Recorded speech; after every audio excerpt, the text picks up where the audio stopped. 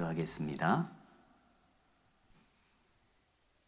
천지 만물을 창조하시고 또 인간의 생사화복을 주관하시며 지금도 역사 가운데 하나님 여전히 사랑하시는 영혼을 기다려주시고 특별히 이번 한 주간 동안 하나님 앞에 불러주신 각 사람 하나님 앞에 또 앉아서 말씀을 듣게 해주신 것 감사를 드립니다.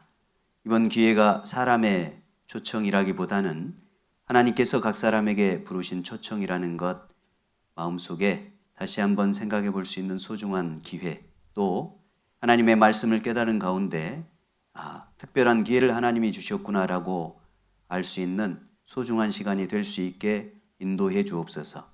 말씀을 증거하는 자의 입술도 주장해 주시고 듣는 모든 분들의 마음도 하나님께서 만져주셔서 그 마음속에 말씀이 심겨질 수 있게 인도해 주옵소서. 모든 시간을 자비로우신 주님께 의지합니다. 저희를 언제나 사랑하시는 주 예수님의 이름으로 감사하며 기도 올렸습니다. 아멘.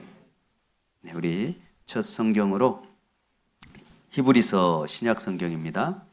히브리서 11장을 같이 보시겠습니다. 히브리서 11장 6절입니다. 네, 앞에 화면 띄워놨습니다. 네, 같이 읽어보겠습니다. 믿음이 없이는 기쁘시게 못하나니 하나님께 나아가는 자는 반드시 그가 계신 것과 또한 그가 자기를 찾는 자들에게 상 주시는 이심을 믿어야 할지니라. 예. 어제 계속해서 말씀드렸던 내용 중에 가장 중요한 게 믿음이라는 내용을 말씀을 드렸죠. 예, 믿음은 자기의 개인의 의지가 아닙니다. 자기의 결단이 아니에요. 믿음이라고 하는 것은 반드시 대상이 있어야 되고 그 대상에 대한 올바른 이해가 있을 때, 반드시 뭐가 있어야 된다고요? 대상이 있어야 되고 그 대상에 대해서 올바른 이해가 있을 때, 라고 받아들여질 때 믿음은 안에 이루어지는 거예요. 그러니까 믿음은 노력하는 종류의 것이 아닙니다. 그러니까 교회를 열심히 다니다 보니까 믿어졌다. 거짓이에요. 맞지 않습니다. 내가 열심히 믿으려고 노력했더니 믿어졌다. 그것도 자기 결단일 뿐이에요. 한강을 건너는 얼음의 두께를 확인했을 때 건너도 되겠구나 라고 믿는 것은 자기의 의지예요? 아니면 얼음의 두께예요? 얼음의 두께입니다. 맞죠? 근데 살얼음인데 주여 건너게 해 주시옵소서. 믿습니다. 길게 몇 번 하고 뛰면 건널 수 있나요? 금방 빠지죠. 그렇죠? 그거는 믿음이 잘못되어 있기 때문에 그래요. 믿음이라는 건 반드시 대상을 수반하고 있다는 것 꼭 기억해야 돼요. 오늘 첫 말씀으로 읽은 이 내용, 믿음이 없이는 기쁘시게 못하나니 하나님께 나아가는 자는 첫 번째 뭐예요? 반드시 그가 계신 것을 믿어야 돼요. 여러분, 여기 계신 모든 분들 종교 선택에 대한 걱정 하나도 할 필요 없어요. 제사 문제에 대한 걱정 할 필요 없습니다. 천국 가려고 노력하는, 지옥 안 가려고 노력하는 그 노력도 다 제쳐놓으셔야 돼요. 우리가 하나님을 믿는데 선입견이 정말 우리 안에 작용을 많이 해요. 내가 교회 다니면 일요일 날 시간도 다 뺏기고, 교회 다니다 보면 어떤 분들은 돈 뺏길까 봐 걱정한 분도 있어요. 하나님은 돈 그런 거 안 바래요. 하나님은 천지 창조주인데 무슨 돈을 바라겠습니까? 목사님들은 좋아하죠. 하나님은 돈 별로 관심이 없어요. 그렇죠? 그러니까 우리가 꼭 알아야 될 것은 믿음이라고 하는 것은 그 믿음의 내용, 대상이 가장 중요하다라는 걸 먼저 좀 일깨우시면 좋을 것 같아요. 제가 이제 부탁 하나 드리고 싶은 것이 있어서 저희 막내가 제가 이제 퇴근을 해서 집에 들어가잖아요. 그럼 저희 막내가 어렸을 때입니다. 아마 초등학생이었던가 그럴 거예요. 한 2학년. 그런데 제가 퇴근하면 집에 가면 아빠 왔다고 얼마나 반기는지 몰라요. 그렇게 반겼는데 잠깐 후에 사라져요. 그래서 얘가 나를 반긴 건가 하고 딱 보면은 핸드폰이 없어요. 제가 스마트폰. 근데 제가 이제 아이들 교육할 때요. 딱 기준이 이렇습니다. 아이들 스마트폰을 핸드폰을 사주지 않았어요. 그리고 이제 큰애부터 중학교에 들어가면 핸드폰을 사주는데 스마트폰을 안 사주고 투지폰 있죠? 인터넷 안 되는 거. 그거. 저희 큰아이는 그거 이렇게 가지고 고등학교 3학년 때까지 이 투지폰을 썼습니다. 제 이제 교육 철학이었어요, 나름대로. 그러니까 이제 막내는 큰언니도 못 갖는 그 폰을 요구할 수가 없으니까 한번 만져보고 싶은데 아빠를 그렇게 기다렸던 거예요. 그러니까 아빠를 기다린 걸까요? 핸드폰을 기다린 걸까요? 핸드폰을 엄청 기다린 거죠. 그리고 핸드폰 들고 딱 들어갔어요. 이놈 봐라 하고 문을 열었더니 깜짝 놀라서 벌떡 서요. 핸드폰을 들고 있어요. 그래서 너 핸드폰 그건데 딱 주니까 제가 만져봤더니 따뜻해요. 그럼 이거 만졌다는 뜻이잖아요. 이해가 안 됐어요. 왜냐하면 핸드폰 잠금 장치 있죠. 패턴으로 제가 잠궈놨거든요. 너 이거 풀었어? 그랬더니 씩 웃어요. 어떻게 풀었지? 너 빨리 얘기해. 어떻게 풀었는지 얘기 안 합니다. 그래서 제가 패턴을 또 바꿨죠. 그리고 또 퇴근했더니 저를 너무 반겨요. 그리고 사라졌습니다. 핸드폰이 없어요. 그래서 제가 또 반가서 이번에 문을 잠궜어요. 그래서 막 두들겼죠. 문을 딱 열어주면서 차렷하고 웃고 있어요. 핸드폰 내놔봐.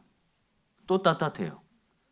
너 핸드폰 어떻게 푸는 거야? 도대체 빨리 말해. 저한테 끝내 얘기 안 하고 저희 집사람한테 이제 얘기를 해준 거예요. 어떻게 풀었냐면 핸드폰을 이렇게 풀었습니다.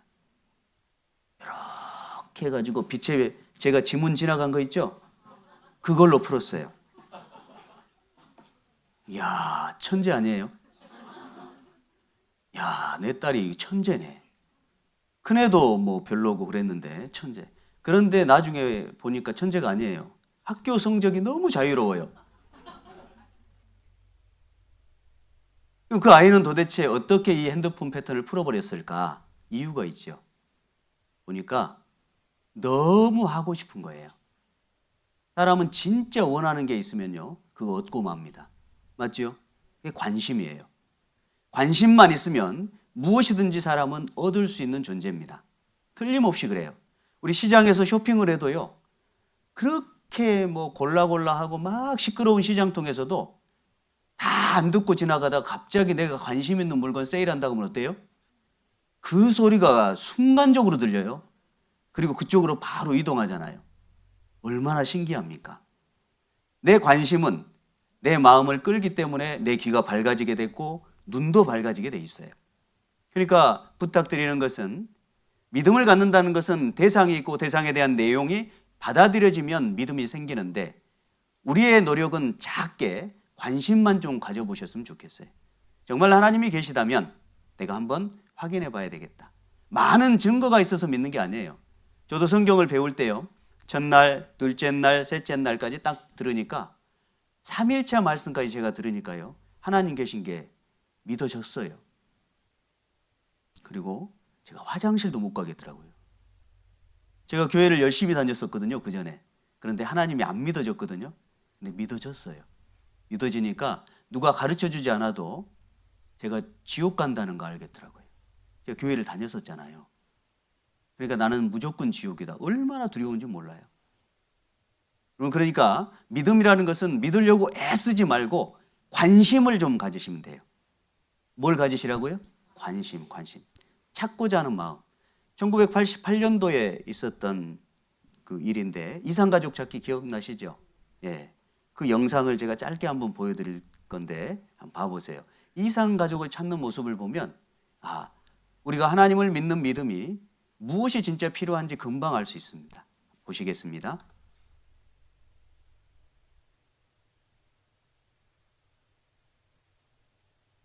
누가 이 사람을 모르시나요?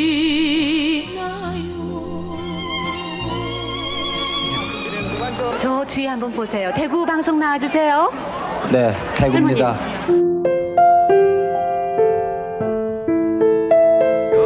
아주다. 봐봐요. 엄마 죽은 줄 알아. 어때요? 보자마자 아시겠어요? 예. 네, 저희 대구예요. 안순아, 엄마 안 죽었네 그래도. 엄마 안 죽었는데 왜 이렇게 안 와? 나 엄마 죽을 줄 알았다. 대구 살아? 나 찾아와야지. 아무리 찾아도 못 산다. 엄마 어디 있나? 안순아, 그렇게 무정무정하냐?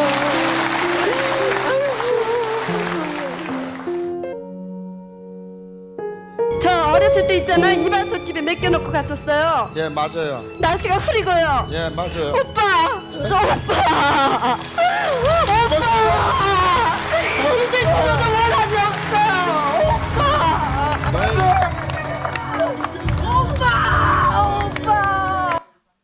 보세요. 두 번째 장면을 한번 보시면요. 잃어버린 오빠와 동생 관계잖아요. 증거 몇 개 있었어요? 증거 2개. 보세요. 첫 번째 증거는 뭐예요? 이발소. 이발소에서. 이발소 괜찮죠? 두 번째 증거는 뭐예요? 이거는 증거예요? 날씨가 흐렸대, 날씨가요. 이게 증거 같아요? 이 얼마나 찾고 싶은 마음이 간절하면 이발소 하나, 흐린 날씨 그 하나만 붙잡고 평생을 산 거예요. 그 어렸을 때 기억을 딱 붙잡고 평생을 산 겁니다. 그럼 모든 사람이 하나님을 믿는 것은 어렵지 않아요. 왜냐하면 하나님의 형상을 우리 안에 갖고 있어요. 누구든지 그렇습니다. 그런데 뭐가 문제냐면 관심이 없어서예요. 그러니까 모든 사람이 지옥 가는 이유는 성경에 단연코 무관심입니다. 관심을 조금만 가지면 우리 안에 하나님을 믿을 만한 증거가 확실히 있고 하나님을 알 만한 것이 저희 속에 보임이라. 하나님께서 이를 저희에게 보이셨느니라 그랬어요. 그러니까 이 시간 우리가 함께 말씀을 듣는 데 있어서 그리 어려운 내용이 없습니다. 성경은 어려운 내용이 없어요, 실은.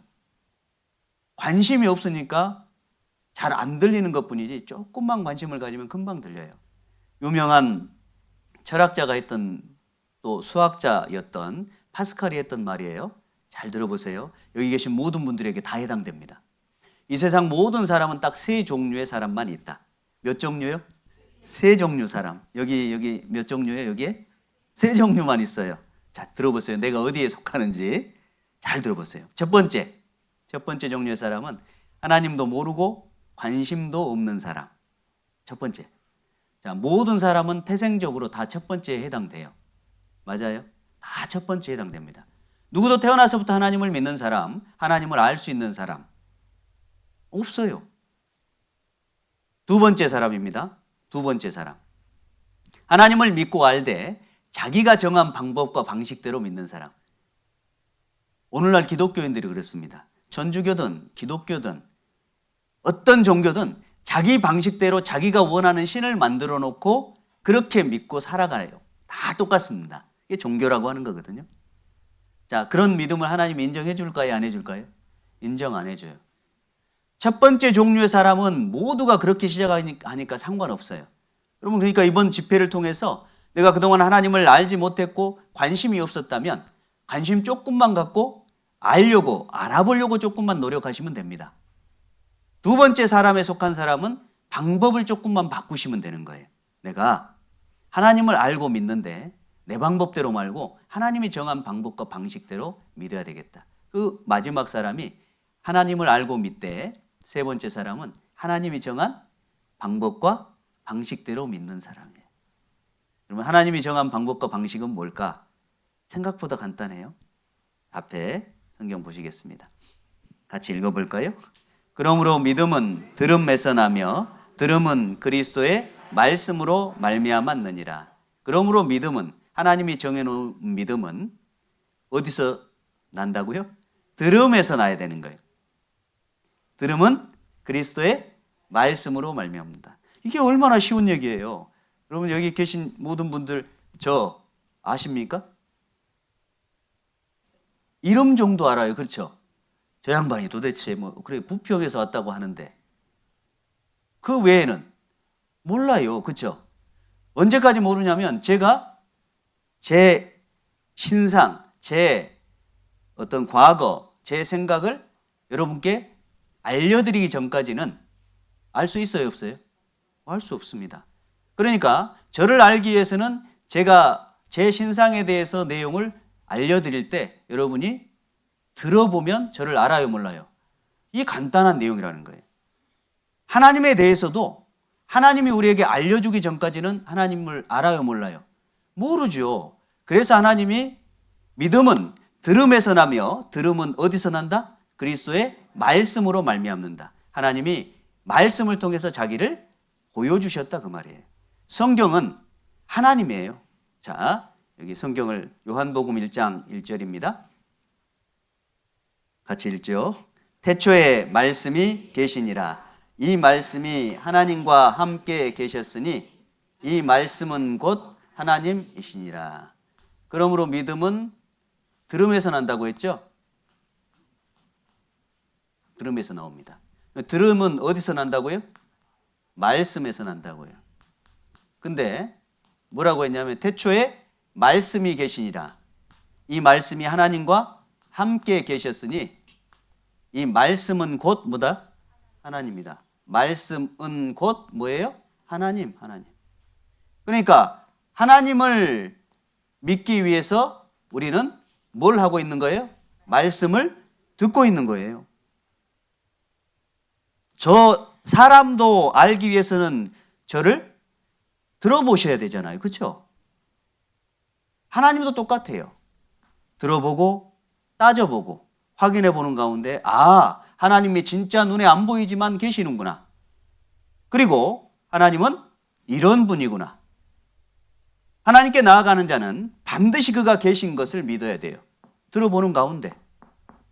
그리고 그가 자기를 찾는 자들에게 상 주시는 이심을 믿어야 될지니라. 하나님이 주신 상은요, 아주 특별한 상이에요. 여러분, 선생님이 주는 상하고 교장 선생님이 주는 상하고 같아요, 달라요? 달라요. 교장 선생님이 주는 상하고 교육감이 주는 상하고 같아요, 달라요? 달라요. 그렇죠? 그러면 교육감이 주는 상하고 대통령이 주는 상하고 같아요, 달라요? 다르죠, 당연히. 그렇지 않아요? 그러면 대통령이 준 상하고 하나님이 준 상하고 같아요, 달라요? 우리가 이 정도는 다 금방 알잖아요. 하나님이 주는 상은 영원한 분이기 때문에 영원한 가치가 있어요. 대통령이 주는 상은 5년짜리잖아요. 임기가 5년이니까. 그렇죠? 상의 크기와 상의 가치라고 하는 것은 주는 그 대상이 누구냐에 따라서 완전히 달라지는 거예요. 하나님이 정말 계시다면, 그 하나님이 우리에게 상 주시기를 원한다면 그분이 주시는 상이 뭔지 한번 알아볼 필요가 있어요. 그리고 누구든지 하나님은 그 상을 주겠다고 했으니까. 자, 여기 보시면 어제 말씀을 드렸던 내용을 간단하게 이제 요약하면서 오늘 말씀을 좀 함께 나눠보려고 합니다. 인생에는 근본적인 문제가 있다고 했어요. 그렇죠? 인생은 행복이 없어요. 어쩌면 사람은 태어나면서부터 어떻게 되느냐면 죽어가는 존재예요. 어르신들 많이 계시잖아요. 지금까지 사셨는데 어떻게 살아가는 것 같아요? 죽어가는 것 같아요? 그러면 한 25까지는 살아가는 것 같아요. 그런데 그 뒤로는요. 이상하잖아요. 느낌이 갈수록 감각도 떨어지고. 옛날에는 뭐가 묻으면 금방 알아채고 막 닦기도 했는데 밥 먹으면서 뭐 묻어도 몰라요. 일부러 그래요. 감각이 없어요. 감각이 없어요. 그게 무슨 뜻이냐면 세포가 죽어간다는 뜻입니다. 인생은 정확히 말하면 죽어가는 존재예요. 그래서 미얀마라는 나라에 올랑사카이라는 지역에 있는데 그 지역의 사람들은 나이가 이상해요. 아이가 딱 태어나잖아요. 태어나자마자 아이의 나이가 몇 살이냐? 60살이에요. 그리고 이듬해 생일이 딱 되면 59살입니다. 그리고 이듬해가 되면 몇 살 같아요? 58세예요. 그리고 생일 축하를 하죠. 생일 축하합니다. 이제 58년 남았다고 가르쳐 주는 거예요. 네 인생은 이제 58년 남았어. 그래, 1년 동안 잘 살아냈어? 정말 지혜로운 나이 계산법이에요. 실제 그렇게 셉니다. 그리고 우리가 그렇게 세봐야 되는 거예요. 우리 연수가 70이고 강건하면 80이라도 그 연수의 자랑은 수고와 슬픔뿐이요 신속히가니 우리가 날아가나이다. 우리는 인생에 문제가 있다니까요. 그냥 이렇게 살다가 죽으면 되냐 그 말이에요. 정확한 의미에서 우리는 죽어가는 거예요. 여기 살아가시는 분 하나도 없어요. 우리가 꽃을 한 송이 꺾어도 그 꽃은 점점 어떻게 되죠? 시들어가는 거예요. 뿌리로부터 끊어진 건 다 죽어가는 거예요. 모든 인생은 뿌리로부터 끊어진 인생과 같은 거예요. 인생은 꽃과 같습니다. 시들어져요. 맞지요? 자, 첫 번째 문제입니다. 나는 어디서 와서 왜 살며 죽으면 어디로 갈까요? 여러분, 도대체 어디서 왔어요? 그리고 왜 사십니까? 그리고 죽으면 우리는 어떻게 될까요? 이 중요한 문제를 성경은 이야기한다니까요. 왜냐? 하나님은 창조하셨으니까. 창조주 하나님이 우리를 이 땅에 보내놓으셨거든요. 근데 우리는 그 시작이 어디서 됐는지 나는 몰라요. 근데 하나님은 나의 시작을 가르쳐 주실 수 있는 분이세요. 그러니까 우리에게 말씀을 주신 거예요. 네 시작은 이렇게 되었단다. 도대체 하나님, 내가 이렇게 고생스럽고 힘든 인생을 왜 이렇게 살아야 됩니까? 라고 누구에게 물어야 되냐면 하나님께 물어야 돼요. 네가 이 세상에 사는 이유는 내가 준비한 영원한 상 천국을 얻어야 되기 때문에 고달퍼도 하나님 말씀 앞에 나와야 된단다. 그 말씀하시고 계시는 거예요. 우리 보세요.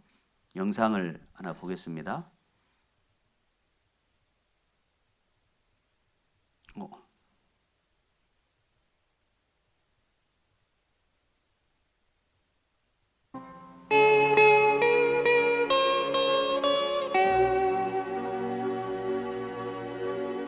청춘아 어떻게 그 소리가 나오죠? 왜 다시 안 오냐? 예, 좀 젊었을 때는 좀 그 김상가처럼 마음이 허랑했지. 어떻게 해야지 내가 돈을 모아가지고서 늑발에 살 준비를 해놔야겠다 그런 생각은 없고 말이에요. 70대에선 5년씩 살았거든요. 80이 지나니까요. 5년 계획이 너무 길다 해요. 그래서 2년씩 계획 세우거든요. 다른 사람들은 다 자유로운데 우리는 세상에 갇힌 거나 마찬가지잖아. 내가 왜 그렇게 애썼나 그래. 애쓰고 살았나 그런데 자식만 잘 되길 기다렸더니 누가 젊은 사람들이 뭐 어쩌고서 내 나이 돼봐라. 나는 그러지. 내 나이 돼봐라. 청춘으로 돌아가고 싶으세요? 아 그럼요. 그걸 말이라고 해요? 네? 지금 젊었죠? 예. 얼마 있으면 나처럼 늙어요. 얼마 있으면 나처럼 늙어요. 우리 여기 어르신들 청춘으로 돌아가고 싶으세요? 모든 사람은 삶의 길이 정해져 있습니다. 그렇죠? 네, 한번 태어났으면 늙게 돼 있어요. 그리고 병들어요. 그리고 죽습니다. 생로병사라고 하죠. 모든 인생이 정해진 길이 있어요. 그 가운데 이 헛된 인생 속에 우리가 꼭 찾아야 될 게 있습니다. 도대체 나는 이 땅에 왜 태어났으며 왜 살아가고 도대체 죽으면 어디로 가는가 확인해 봐야 돼. 그리고 두 번째, 천국과 지옥은 정말로 있을까요? 그럼 하나님이 계시면 천국과 지옥이 진짜 있습니다. 지옥 없으면 이런 집회할 필요 없어요. 여러분, 지옥이 없으면 하나님이 이렇게 두꺼운 성경책을 사람에게 1600년 동안 기록할 필요가 없어요. 성경은 농담이 없습니다. 성경에 기록된 내용 중에 이루어지지 않는 내용이 이제 몇 가지 안 돼요. 남은 예언 5가지 정도밖에 안 됩니다. 다 이루어졌어요. 성경은 역사의 처음부터 끝까지를 다 기록하고 있습니다. 그리고 그걸 통해서 우리에게 진짜 이야기하고 싶어 하는 것이 뭐냐면 천국과 지옥이 있다는 거예요. 그리고 우리 인생이 생로병사로 끝나는 것처럼 반드시 모든 사람은 천국 아니면 지옥 둘 중에 한 곳에 반드시 갑니다. 저는 하나님 믿기 전에요 그런 줄 알았어요. 저희 집안이 불교 집안이라고 어제 말씀드렸죠. 부처 믿는 사람은 누구한테? 부처님한테 가고요. 알라 믿는 사람은 알라한테 가고, 예수 믿는 사람은 예수한테 가고, 안 믿는 사람은 그냥 죽고 끝난 줄 알았어요. 저는 진짜 그렇게 믿었습니다. 그런데 성경 배워봤더니 알라를 믿든 부처를 믿든 안 믿든 조상 믿든 뭘 믿든 다 누구 앞에 가요? 하나님 앞에 가요. 이 세상에 사는 날 동안에 내가 뭘 믿든 어떻게 생각하든 내 자유예요. 그러나 하나님이 이 모든 일로 인하여 너를 심판하실 줄 알라. 반드시 하나님이 법대로 심판하세요. 그러니까 확인해 보셔야 되는 거예요. 그럼 피곤한 시간에 왜 여러분을 여기다 모시겠어요? 종교인 만들려고 하는 게 절대 아니에요. 절대 종교인 될 필요 없습니다. 기독교인 될 필요 없어요. 여러분 안에 영혼이 있다는 걸 알고 그 영혼이 반드시 죽음 뒤에 하나님 만나야 되는데 천국 아니면 지옥 운명이 이 땅에서 반드시 결정돼요. 어디서 결정된다고요? 이 땅에서. 여쭤볼게요. 누군가가 도둑질을 했어요. 그러면 이 도둑질한 사람이 경찰서에 딱 잡혔습니다. 그럼 현행법으로 어떤 물건을 도둑질했을 때에 어떤 형벌이 주어진다라는 것이 법으로 결정돼 있어요, 안 돼 있어요? 돼 있어요. 재판관 앞에 가봐야 아는 거예요. 이미 형량이 결정돼 있는 거예요. 결정돼 있다니까요. 세상 법도 죄를 지으면 이런 형벌로 결정돼 있다는 걸 가보지 않아도 아는데 하물며 하나님의 법이 정해져 있다면 죽어봐야 하는 거예요? 이 땅에서 할 수 있는 거예요? 이 땅에서 할 수 있다고 성경에 정확히 말씀하셨습니다. 교회 다니는 분들은 어떤 분들 그렇게 얘기하세요. 천국 갈 자신 있으세요? 이 사람이 죽어봐야 알지. 저희 외삼촌께서 장로교회를 40년 이상을 다녔습니다. 근데 치매세요. 저희 이모님이 전도를 계속해서 이제 구원을 받았다고 했다가 또 안 받았다고 했다가 이런 상황이라서 이제 얼마 전에 수양회에 모시고 왔는데 제가 조카인데 저한테 삼촌을 상담하래요. 제가 이제 가족 상담을 너무 불편해서 안 하거든요. 근데 저를 붙잡고 네가 해야 된다고 해서 어쩔 수 없이 삼촌을 모시고 상담하는데 치매세요. 제가 제 앞에 딱 삼촌을 모시고 앉았는데 삼촌 그랬더니 네 목사님 그러세요. 마음이 진짜 상해요. 삼촌 천국 갈 수 있어요? 죽어봐야 알지요. 너무 마음이 상했어요. 성경 마태복음 16장을 펴서 찾아드렸습니다. 삼촌 보세요. 네가 무엇이든지 하늘에서 풀면 땅에서 풀면 하늘에서도 풀릴 것이고 무엇이든지 땅에서 매이면 하늘에서도 매인다고 되어 있습니다. 삼촌 이거 하나님 말씀이잖아요. 당황하세요. 치매가 오락가락 하지 않습니까? 정신이 좀 돌아오신 것 같아요. 여러분 성경에는 분명히 이 땅에서 천국과 지옥이 결정된다고 기록이 되어 있습니다. 천국 지옥 진짜 있어요. 우리가 천국이 있는지 지옥이 있는지 확인해 보자는 얘기예요. 그리고 세 번째는 그 모든 것을 대답해 주실 수 있는 하나님이 존재하실까예요. 그렇죠? 어제부터 우리는 증거를 확인해 보고 있습니다. 우리 인생에 여러 가지 일들이 있죠. 그 일들을 대비하는 일들을 우리는 해요. 어떤 사람은 암에 걸릴까 봐 암 보험도 들잖아요. 우리 운전할 때 차 사면 보험 들어요, 안 들어요? 예. 100% 사고 나요? 아니에요. 그렇지 않아요. 그런데 보험을 듭니다. 왜냐?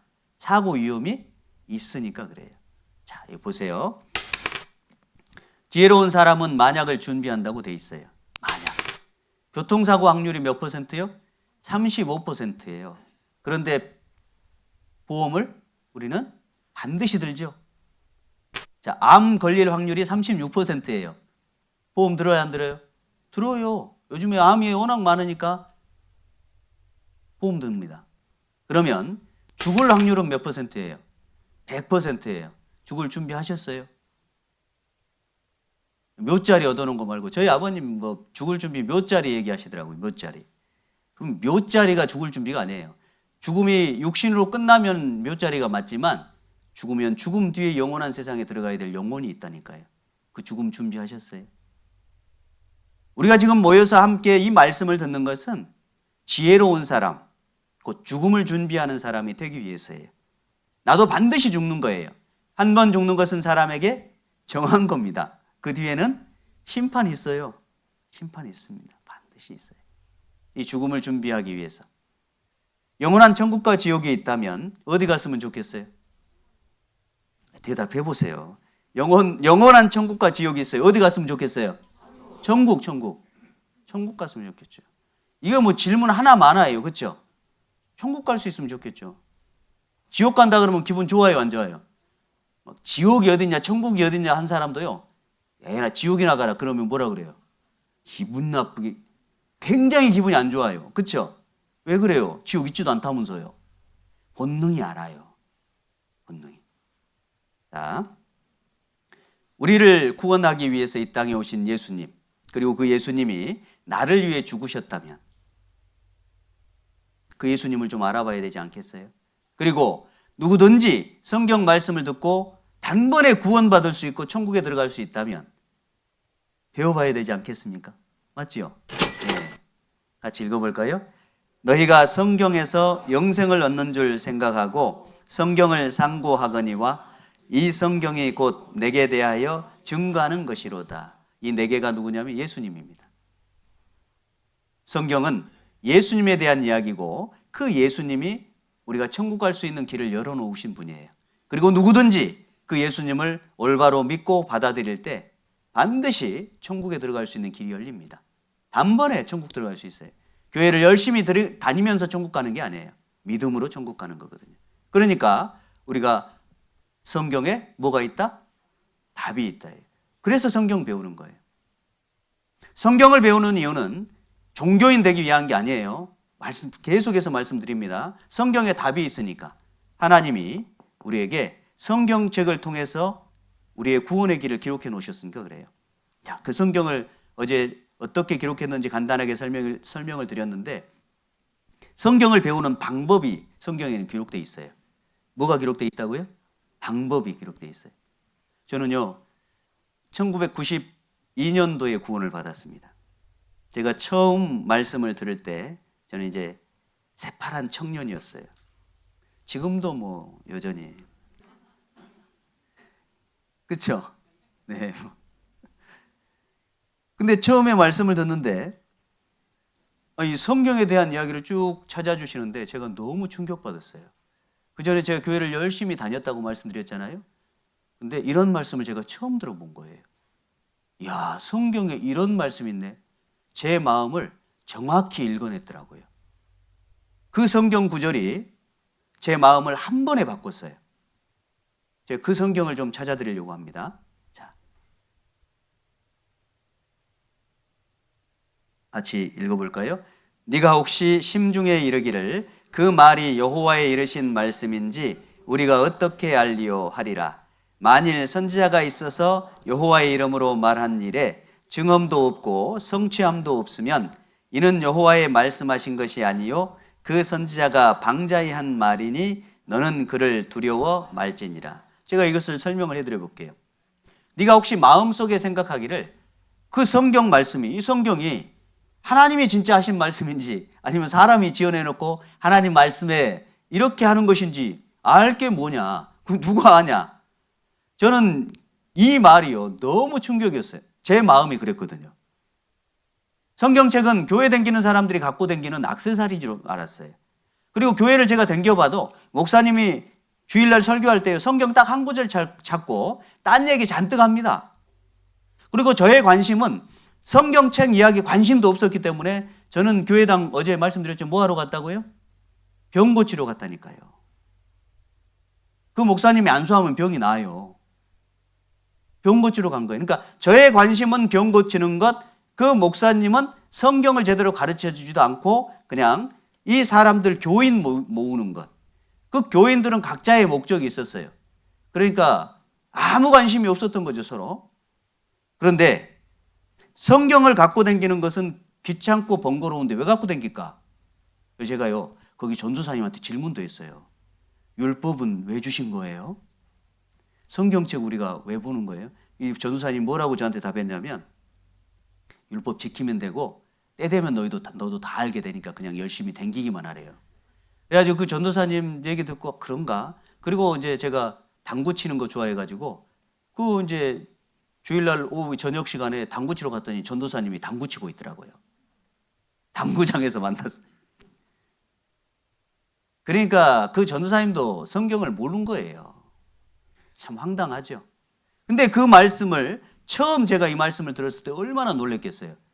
네 마음속에 진짜 하나님 말씀인지 사람 지어낸 얘기인지 내가 알 게 뭐냐? 이 말씀을 딱 그리고 뒤에 뭐라고 얘기했냐면 만일 선지자가 있어서 여호와의 이름으로 말한 일에. 누구요? 선지자. 선지자가 무슨 뜻일까요? 먼저 선자, 알지자, 사람 자자예요. 그러니까 성경을 기록한 40명 선지자가 있어서 여호와의 이름으로 말한 일에 증언도 없고 무도 성취함도 없으면 이는 여호와의 말씀하신 것이 아니고 그 선지자가 방자히 자기 멋대로 지어낸 말이니까 두려워할 필요가 없다는 얘기예요. 반대로 제가 설명해 볼게요. 만일 선지자가 있어서 하나님 이름으로 말한 일에 증거도 있고 예언의 성취도 있으면 누구 말씀이다? 하나님 말씀이다. 그러니까 너는 두려워할지니라. 왜요? 하나님 계시면 천국도 있고 지옥도 있으니까요. 맞지요? 우리가 그러니까 성경을 배우는 방법은 증거와 성취함, 저 두 가지를 확인해 보는 방법인 거예요. 진짜 성경이 사실이란 증거 있냐? 성경의 예언이 그렇게 맞는데 그 예언이 진짜 이루어진 적이 있냐? 확인해 보는 거예요. 앞에 보시죠. 증거라는 것은 일어난 사건들에 대해서 흔적을 이야기하는 거예요. 맞죠? 그리고 성취라고 하는 것은 미리서 말한 일에 대해서 때가 되면 딱 이루어져 버리는 거예요. 여러분 사람은 내일 일을 알아요? 몰라요? 몰라요. 내일 일을 어떻게 합니까? 근데 성경에는 수천 년 전에 수천 년 뒤에 있을 일까지 다 예언했어요.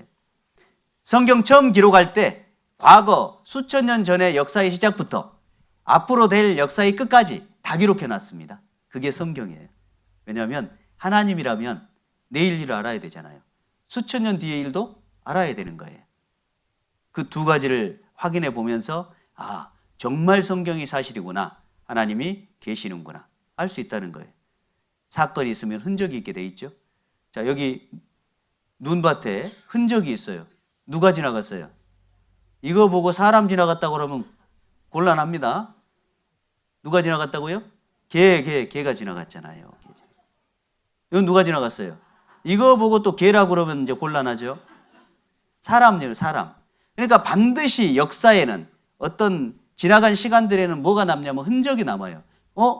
사람 지나갔네. 몇 사람 지나간 것 같아요? 또 두 사람 지나갔다 그러면 복잡해요. 또 깽기발 듣고 두 사람이 같이 지나갔다 이런 식으로 생각하면 매우 복잡해요. 그죠? 한 사람 지나갔구나. 이렇게 금방 알 수 있죠. 이게 흔적이에요. 다른 말로 하면 증거라고 하는 겁니다. 여기 제주도에 가면 이런 게 있대요. 날씨를 알려주는 돌멩이래요. 제가 이거 한참 고민했잖아요. 뭔 말인지 이해가 안 돼서. 잘 보세요. 날씨를 알려주는. 돌이 젖어 있으면 뭐? 비. 누가 몰라요. 제가 한참 고민하다가 깨닫고 이 당연한 거를 돌 위에 눈이 쌓여 있으면 뭐 왔다는 증거? 눈이 왔다. 누가 모르냐고요, 이거를. 돌이 안 보이면요. 안개 꼈다는 증거. 돌이 흔들리고 있으면요. 지진. 돌이 없으면 태풍 날아가 버렸다는 거예요. 그러니까 어떤 일이 있으면 지극히 당연한 증거들이, 흔적들이 있게 돼 있다. 제가 이거를 뭐 대단한 건 줄 알고 한참 찾아봤잖아요. 그러니까 성경에 증거들을 보는 건 대단한 일이 아니라 아주 자연스러운 흔적들을 우리가 확인해 보는 거예요. 세상은 역사의 흔적이 잔뜩 있는데 그것이 성경에 있다는 것만 우리는 모르는 거거든요. 그러니까 제가 그걸 찾아드리는 것뿐이에요. 그러니까 어렵지 않죠? 네, 어렵지 않습니다. 자, 어제 말씀을 이어서 함께 우리가 증거를 찾아보려고 해요. 우주와 그 가운데 있는 만유를 지으신 신께서는 천지의 주인이시니 손으로 지은 전에 계시지 아니하시고 또 무엇이 부족한 것처럼 사람의 손으로 섬김을 받으시는 것이 아니니 이는 만민에게 생명과 호흡과 만물을 친히 주시는 자다라고 얘기했죠. 창조주 하나님이에요. 그러니까 역사의 맨 처음 시작을 누가 하셨어요? 하나님이 하셨습니다. 그리고 역사의 끝을 누가 정해 놓으셨어요? 하나님이 정해 놓으셨어요. 그리고 역사의 모든 과정 속에서 하나님은 간섭하시고 개입하시고 만들어 가시는 일을 하세요. 그런데 중요한 건 하나님이 성경을 딱 중간 즈음에, 지금부터 3,500년 전부터 1900년 전까지 중간 즈음에 성경을 기록하게 놓으시고 역사의 처음 시작부터 앞으로 될 일 끝까지를 다 기록해 놓으시고 눈에 안 보이는 하나님을 자, 이걸 갖고 확인해 봐. 진짜 하나님이 있다. 내가 존재한다고 알려주시기를 선택하신 거예요. 자, 우주를 창조했다고 돼 있죠. 자, 앞에 보시겠습니다. 우주와 그 가운데 있는 만유를 만드신 분이에요. 오직 주는 여호와시라. 하늘과 하늘들의 하늘과 일월성신과 땅과 땅 위의 만물과 바다와 그 가운데 모든 것을 지으시고 다 보존하시오니 모든 천군이 주께 경배하나이다. 이제 질문하겠습니다. 오직 주인은 여호와 하나님이시다. 하늘과 하늘들의 하늘과라고 돼 있어요. 하늘은 뭐예요? 하늘. 하늘, 여기 하늘, 그렇죠? 우리가 보는 하늘. 그러면 하늘들의 하늘은 뭐예요? 1번 하늘, 파란 하늘이에요. 2번 하늘은요? 우주예요. 그럼 이 성경은 느헤미야라는 성경인데 지금부터 2400년 전에 기록된 거예요. 2400년 전 사람은 저기 우주에 대해서 알아요, 몰라요? 몰라요. 하늘들의 하늘은 이해가 안 됩니다. 1961년도에 최초로 유인 우주선이 우주로 나가본 거예요. 이 러시아 공군 유리 가가린이라는 사람이 우주선 타고 최초로 우주 밖에 나가가지고 지구를 눈으로 처음 봤어요. 와, 지구 둥글네. 파란 공간데. 처음 본 거예요. 그 이전에는 우주에 대한 개념이 있다 없다? 없어요, 없어요. 그런데 그때 하나님이 이 성경을 사람을 통해서 기록해 놓은 거예요. 받아 적어라고 쭉. 그리고 우리 시대는 과학이 발달해서 누구든지 확인할 수 있도록 이렇게 되어 있습니다. 오직 주는 여호와시라. 하늘과라고 했는데 여기에 지구예요. 우리가 보는 하늘이에요. 그렇죠? 그리고 하늘들의 뭐예요? 하늘, 우주. 정확히 맞죠? 2400년 전 성경이에요. 이런 말을 사람이 지어낼 수 있냐 그 말이에요. 자, 그는 북편 하늘을 허공에 펴시며 땅을 공간에 다시며. 욥기 성경은 3500년 전 성경이에요. 몇 년 전이요? 3500년 전. 하나님이 북쪽 하늘에 허공을 만들었다고 얘기하십니다. 그럼 우리가 밖에 나가서 북쪽 하늘을 보면 허공일까요? 별이 꽉 찼을까요? 별이 꽉 찼어요. 우리가 밖에 나가서 지금 하늘을 보면 별이 꽉 찼어요. 북두칠성은 어느 쪽에 있죠? 북쪽에 있어요. 별이 있어요. 무슨 허공이 있습니까? 만약 사람이 이 성경을 지어낸 책이라면 이렇게 쓸 수가 없어요. 그런데 이 성경 내용을 자세히 살펴보면 와, 이건 진짜 하나님이 아니면 안 돼요. 자, 보시면 우주 이 북쪽 하늘에 별이 가득하죠? 그런데 하나님이 이렇게 해놓은 거예요. 우리가 보고 있는 하늘 너머편에 있어요. 자, 여기 보시면 자, 북두칠성 어디요? 뒤에 지름이 3억 광년이나 되는 별도 별로 없이 텅 빈 상태예요. 북두칠성 뒤면 어느 쪽이에요? 북쪽이에요, 북쪽. 북쪽 하늘에 텅 빈 공간이 있습니다. 우리가 보고 있는 뒤에 너머편에 텅 빈 공간이 있어요. 그걸 하나님이 애초부터 만들어 놓으셨던 거예요. 그리고 성경에 기록해 놓으신 겁니다. 어떻게 설명을 해야 되죠? 그러니까 여러분 옷 보면 옷 상표 있어요, 없어요? 옷 상표 있죠. 그래서 메이드 인 차이나 뭐 이런 거 써져 있잖아요. 메이드 인 코리아 이런 거 써져 있죠. 하나님이 우주에다가 상표를 붙여놓은 거예요. 내가 만들었다. 텅 빈 공간이 있다. 근데 그 공간이 얼만큼 크냐면은 3억 광년이면요. 빛이 가는 속도거든요. 똑딱하면 지구를 7바퀴 반 돌아버려요. 빛이. 그렇게 빨라요. 근데 그 속도로 몇 년 가야 끝이 보이냐? 3억 년을 가야 돼요. 빛의 속도로. 그만큼 텅 비어 있어요, 공간이. 하나님이 만들어 놓으신 겁니다. 성경대로예요, 성경대로. 이거 보세요. 지금 이게 실제 사진이에요. 지금은 인공위성 망원경이 있어요. 우주로 나가서 망원경이 있잖아요. 그러니까 지금은 이런 사진을 찍어냅니다. 이게 공간이 있어요, 없어요? 예, 텅 빈 공간이 이렇게 있습니다. 지름이 3억 광년이나 된대. 북쪽 너머편입니다. 자, 그리고 우주선이 나가보니까 지구가 허공에 이렇게 떠 있어요. 원래 떠 있을 수 있는 게 불가능하잖아요. 이게 한번 여쭤볼게요. 이거 제가 손으로 잡고 있는데 놓으면 어떻게 돼요? 떨어지게 돼 있어요. 그죠?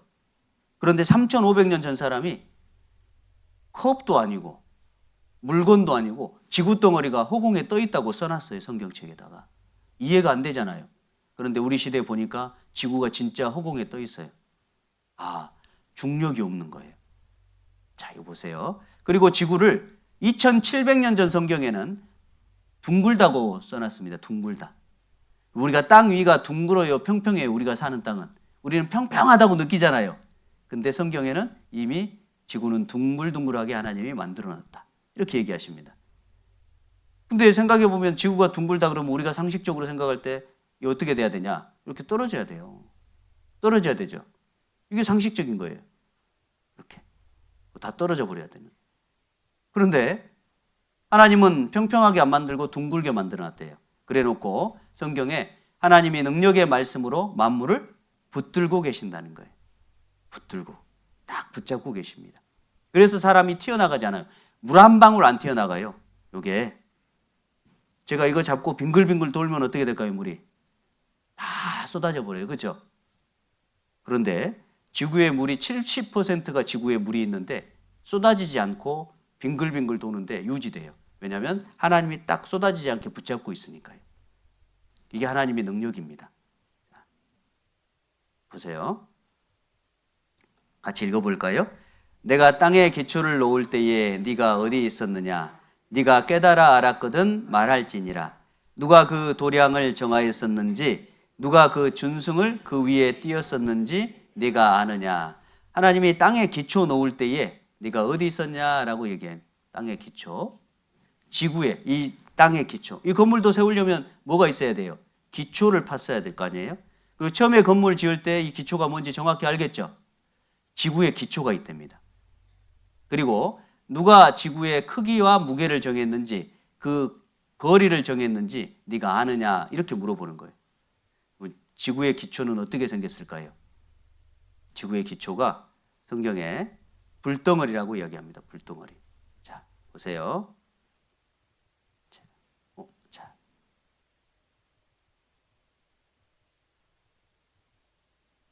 자,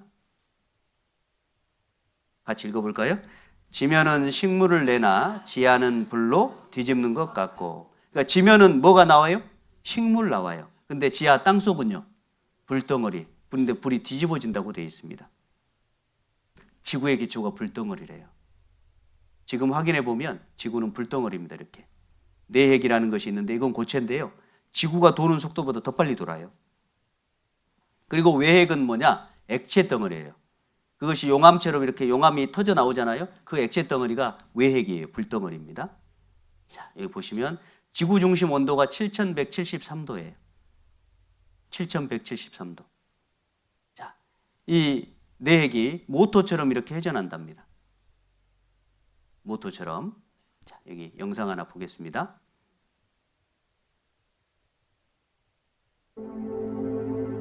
지진파를 통해 우리는 지각 아래 부분이 멘틀과 외핵, 내핵으로 이루어져 있다는 사실을 확인할 수 있었습니다. 그리고 지구의 가장 깊숙한 곳에 위치한 핵이 신비로운 힘을 지니고 있다는 것을 알게 됩니다. 바로 자기장입니다. 자기장은 지구에서 생명체들이 살아갈 수 있는 또 다른 조건을 만들죠. 자기장은 길잡이입니다. 철새들은 자기장을 이용해 길을 찾고 인류에게 항해 시대를 열어준 나침반도 지구 내부의 자기장을 이용한 것입니다.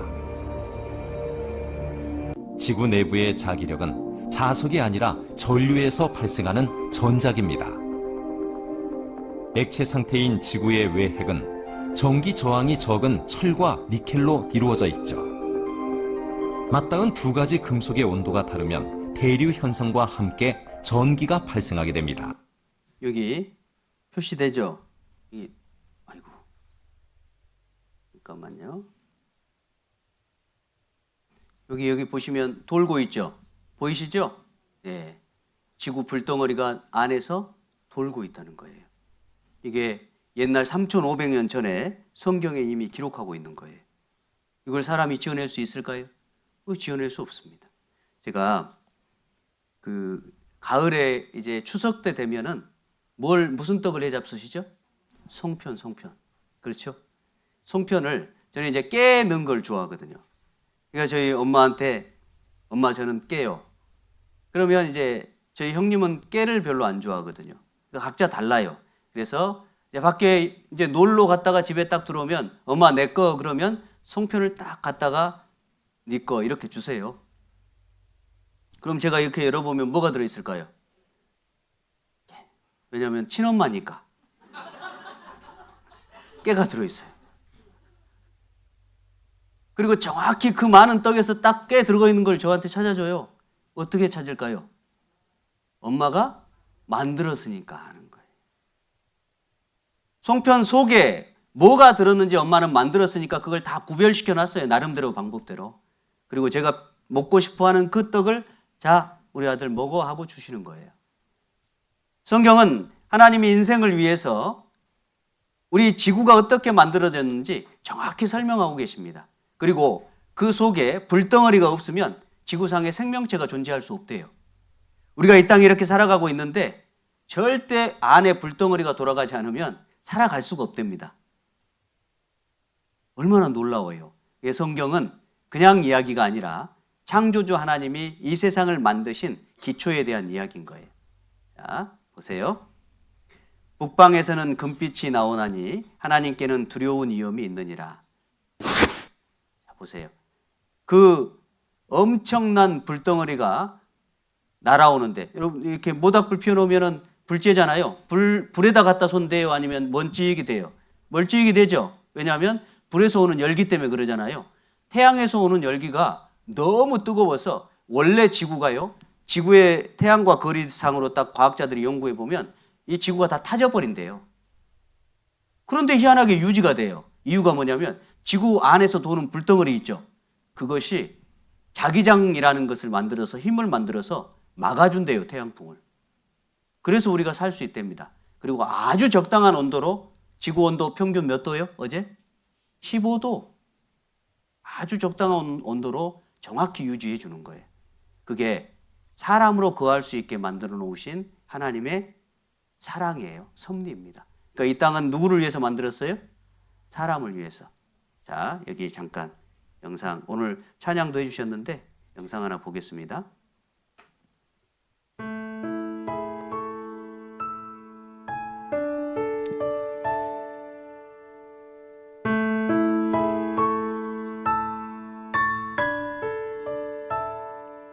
아침 해가 누굴 위해 뜨는지 부는 바람은 누굴 위해 부는지 저 푸른 하늘과 아름다운 바다는 누구를 위해 있는지 지저귀는 새가 무엇을 노래하는지 흔들리는 나뭇잎들은 무엇을 속삭이는지 밤하늘 가득한 저 별은 누구 위해 반짝이는지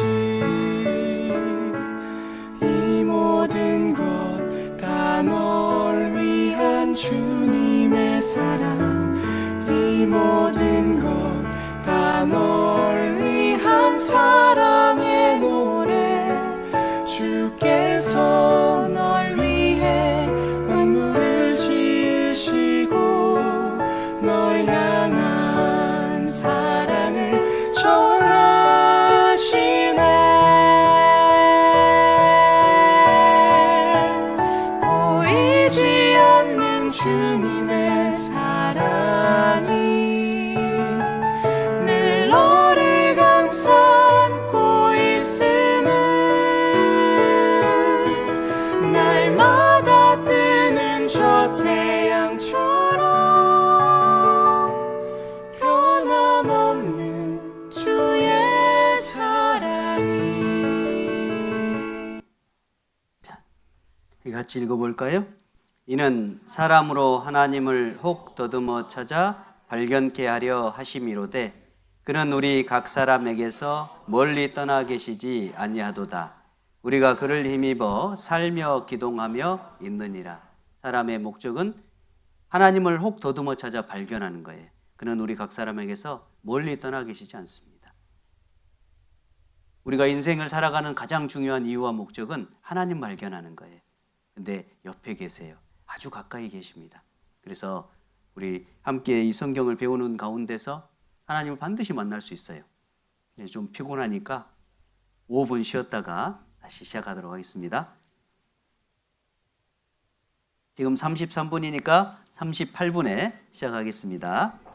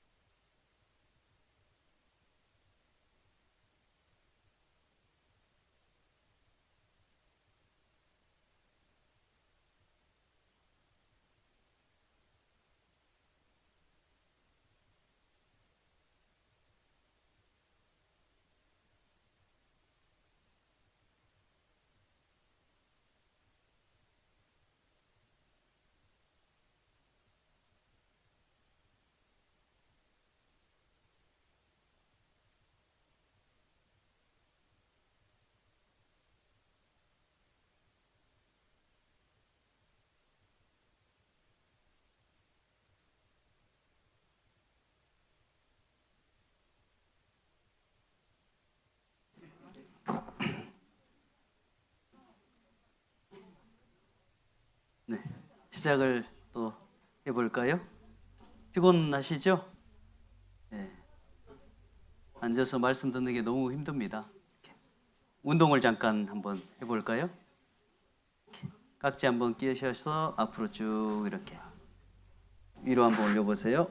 자, 좌측으로 하나, 둘, 셋, 넷, 다섯. 반대로 자, 하나, 둘, 셋, 넷, 다섯. 가운데로 뒤로 하면서 기지개 한번 소리내서 켜보세요. 네. 어깨 위에 손 이렇게 올리셔가지고 앞으로 크게 천천히 이렇게 운동되게 돌려 5번. 자, 우측 분을 좀 주물러 드리세요. 안마해 드리세요. 네. 제가 시간 재고 있습니다.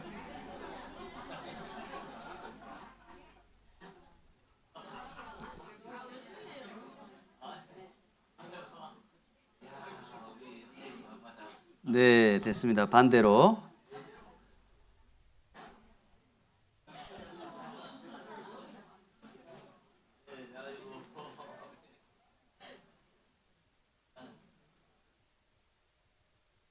네, 됐습니다. 네. 뭐 시간을 다 알고 계시는 것처럼 딱 멈추셨네요. 신기한데요. 네, 이제 이어서 계속 말씀을 드리도록 하겠습니다. 네, 좀 전에 앞 시간에 말씀드렸던 것처럼 우리가 성경을 배우는 이유는 하나님을 믿기 위해서고 그 성경 안에는 하나님이 계시는 증거가 여러 가지로 나타나 있습니다. 근데 그 모든 성경을 이제 다 알아야 믿는 거라고 생각하시면 안 돼요. 어떤 사람은요, 한 개를 듣고 딱 믿는 사람이 있어요. 진짜네? 하고 믿는 사람이 있다니까요. 어떤 사람은 3개 들어야 믿는 사람이 있습니다. 어떤 사람은 약간 깡이 있어요. 그래가지고 5개 들어야 믿는 사람이 있어요. 그러니까 어떤 사람도 성경을 100% 알기 때문에 믿는다, 이런 사람은 없어요. 우리 어르신들 중에 좀 오해하는 분들이 가끔 있어서 이런 말씀을 제가 드리는데, 본인이 교회도 얼마 댕기지도 않았고 성경 뭐 믿어지긴 하는데 그래도 내가 더 배워봐야 알아야 믿는 거지 어떻게 믿는다고 말할 수 있겠냐고 너무 겸손하셔요. 그런 거 아니에요. 이 믿음이라고 하는 것은 성경을 통해서 믿는 건 정확히 맞는데 내용 전체를 알지 못해도 한두 가지만 딱 봐도 뭐 된장인지 그건지 뭐예요? 찍어보면 다 알잖아요. 그거 다 먹어봐야 알아요? 바닷물을 찍어보고 보면 알잖아요. 짠지 어쩐지. 그러니까 다 바닷물을 마셔봐야 아는 것이 아니라 조금만 먹어봐도 어떻게 해요? 짠지 다 알죠. 그 바다가 그 바다 아니겠어요?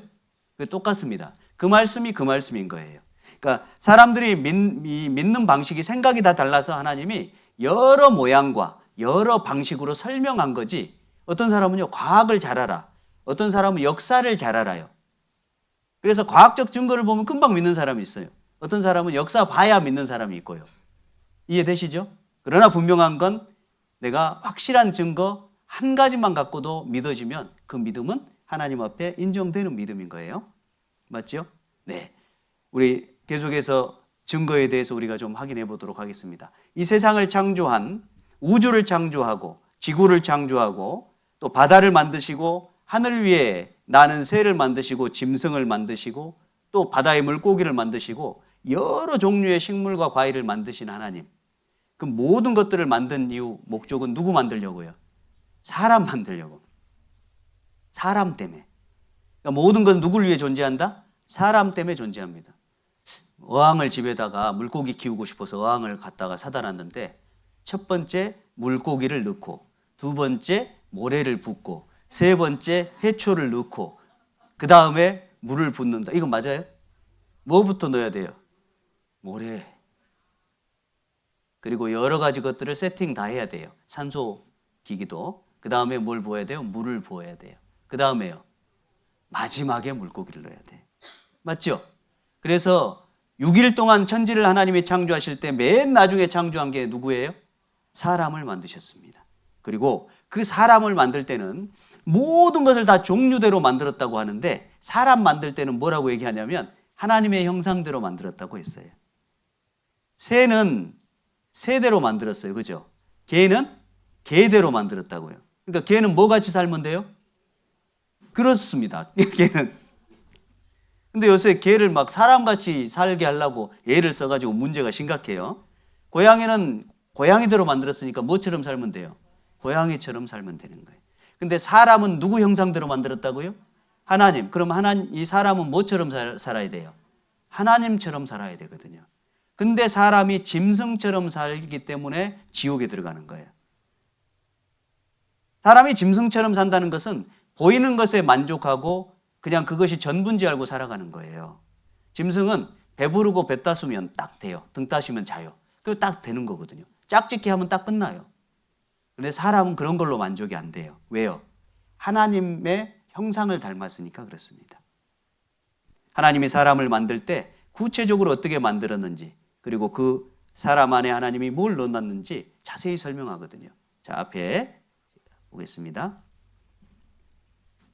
여호와 하나님이 흙으로 사람을 지으시고 생기를 그 코에 불어 넣으시니 사람이 뭐가 됐다? 생명이. 생기를 넣었어요. 그 영혼입니다. 흙으로 사람 만들었어요. 근데 어떤 분들이 또 그러더라고요. 흙으로, 조물주가 흙으로 사람 만들었는데 처음에 딱 만들어가지고 구워서 냈는데 너무 구워버렸어요. 그래가지고 흑인이 돼갖고 나왔어.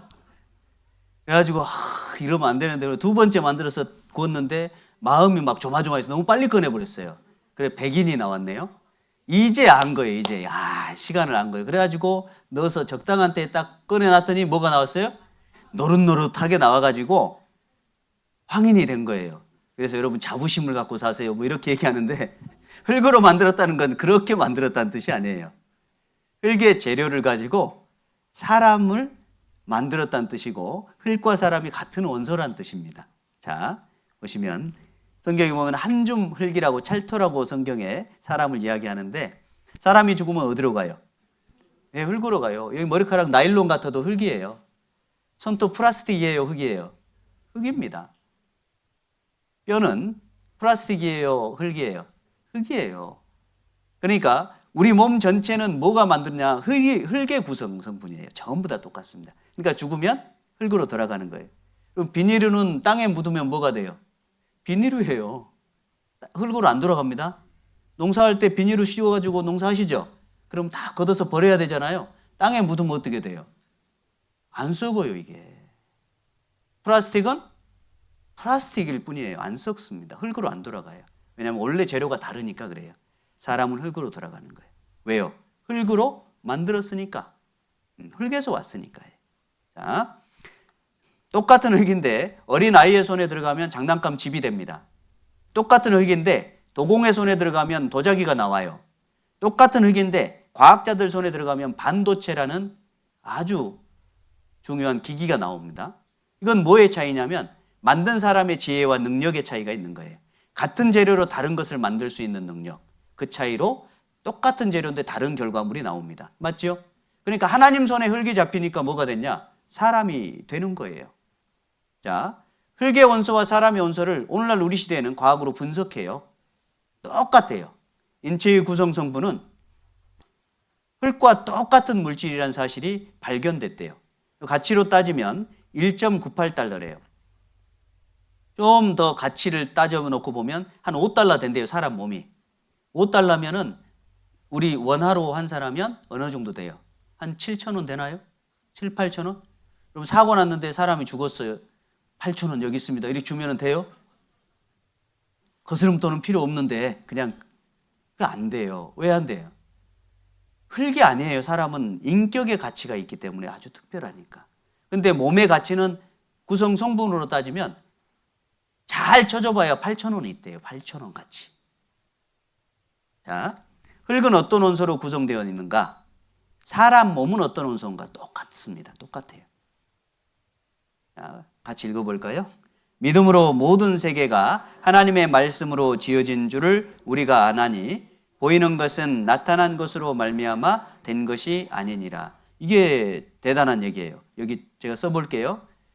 쉽습니다. 보이는 것은 나타난 것으로 말미암아 된 것이 아니다. 그 말은 보이지 않는 것으로 되었다라는 뜻이에요. 그러니까 눈에 보이는 모든 물질은 보이지 않는 것에 의해 되어 있다. 이 보이지 않는 것이 뭐냐? 원소입니다. 과학자들은 뭐라고 얘기하냐면 이 세상에 존재하는 눈에 보이는 물질 모든 것은 보이지 않는 원소에 의해서 만들어졌다. 그래서 제가 고등학교 다닐 때 얼마나 힘들었는지 몰라요. 원소 기호를 외워야 돼요. 103개예요. 103개. 얼마나 힘들었겠어요. 누가 이놈 원소는 만들어가지고. 그런데 103개의 원소로 이 우주가 다 만들어졌어요. 그리고 그 원소 중에 약 18개로 사람 만들어 놓은 겁니다. 자, 제가 예를 들어 볼게요. 여러분, 물 눈에 보여요, 안 보여요? 눈에 보이죠? 이 물을 구성하고 있는 원소가 H2O예요. 수소, H가 수소라는 거거든요. 수소 2개, O는 산소예요. 산소 하나예요. 우리 여기 이제 여쭤볼게요. 숨 계속 쉬고 계시죠, 지금? 네. 눈도 뜨고 계시죠? 산소로 사람이 숨을 쉬어요. 그렇죠? 그러면 산소 눈에 보이세요? 산소 있어요, 없어요? 어떻게 알아요? 있다고 가르쳐 주니까 아는 거예요. 이해되시죠? 그게 눈에 보여서 아는 게 아니라 과학자들이 연구해서 있다고, 그리고 지구상의 21%가 산소라고 알려준 거예요. 그게 지식이에요. 올바른 지식을 얻고 보니까. 근데 보이지 않는 산소가 틀림없이 있습니다. 맞지요? 그 산소와 수소가 결합됐더니, 여기 보시면 결합됐더니 뭐가 됐어요? 물이 됐어요. 보이는. 그럼 이거를 쪼개볼게요. 수소 2개, 산소 하나를 쪼갰어요. 따로따로 보여요, 안 보여요? 안 보이는 거예요. 그러니까 보이는 물은 보이지 않는 원소에 의해서 만들어졌다. 맞아요, 틀려요? 이 말인 거예요. 성경은 이렇게 설명을 하고 있는 거예요. 자, 보세요. 주께서 내 장부를 지으시며 나의 모태에서 나를 조직하셨나이다. 이 말씀도 얼마나 놀랍냐면 하나님이 내 오장육부를 만들었대요. 근데 어디서요? 엄마 뱃속에서. 엄마 뱃속에서 엄마가 만들었어요? 하나님이 만들었어요? 하나님이 만들었다고요. 엄마가 만들고 있으면은 배가 이렇게 불러오고 있는 임산부한테 어이, 지금 얼만큼 만들었어? 물어보면 대답해요, 못해요? 못하잖아요. 근데 자기가 만든 게 맞다면 해야지. 맞아요. 공장에서요, 예를 들어서 볼펜 하나 만들어도 영업하는 사람이 그 생산하는 사람한테 지금 볼펜 몇 개나 얼만큼 만들었어요? 답을 할 수 있어요, 없어요? 있죠. 그런데 엄마는 왜 뱃속에 있는 아기가 얼마나 만들어졌는지, 아들인지 딸인지, 어떻게 생겼는지 알아요, 몰라요? 모른다고요. 머리는 얼마나 똑똑한지 몰라요. 왜 이 모양으로 만들었는지 모르겠어요. 엄마가 만들었다면 사람이 사람을 만들지 않아요. 그냥 엄마는 뱃속에서 키우는 것뿐이에요. 잉태한 것뿐입니다. 그 모든 것에 만들어지는 과정은 누가 정해놓으셨어요? 하나님이 정해놓으셨습니다. 그래서 그걸 조직하셨다라고 얘기해요. 이걸 전문용어로 하면 프로그램이에요. 프로그램. 재료를, 공장의 기계에 재료를 딱 넣었더니 쭉 지나가서 프로그램 된 대로 만들어지다가 볼펜이 톡 떨어졌어요. 이렇게 조직했다 그 말이에요. 엄마 뱃속에 아기가 10달 동안 잉태되어 있으면 나중에 온전한 몸으로 태어나게끔 잉태된 게 만들어 놓으신 겁니다. 이해되시죠? 그걸 여기 보시면, 자, 같이 읽어볼까요? 바람의 길이 어떠함과 아이벤 자의 태에서 뼈가 어떻게 자라는 것을 내가 알지 못한 같이 만사를 성취하시는 하나님의 일을 내가 알지 못한다. 이렇게 돼 있는데, 자, 여기 보세요. 하나님이 어떻게 사람을 만들어지게 프로그램 해놨냐면, 주께서 나를 적과 같이 쏟으셨으며 엉긴 자처럼 엉기게 하지 않으셨나이까. 1번, 아이고, 죄송합니다.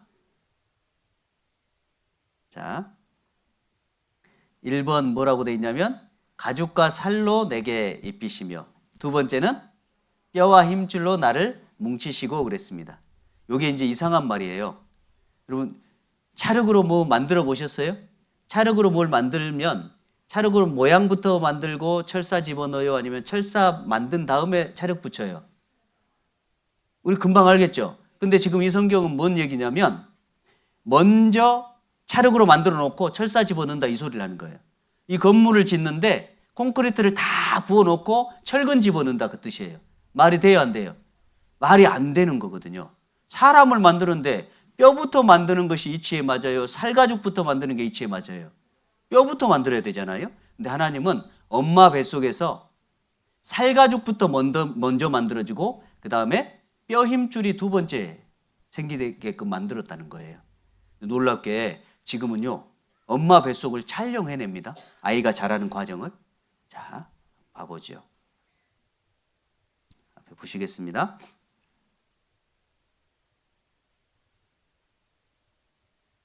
이제 이 정자들은 생존을 위한 치열한 전쟁을 치러야 하는데요. 병균 침입을 막기 위해 늘 산성을 유지하는 지뢰 환경이 그들이 만나는 첫 번째 관문입니다.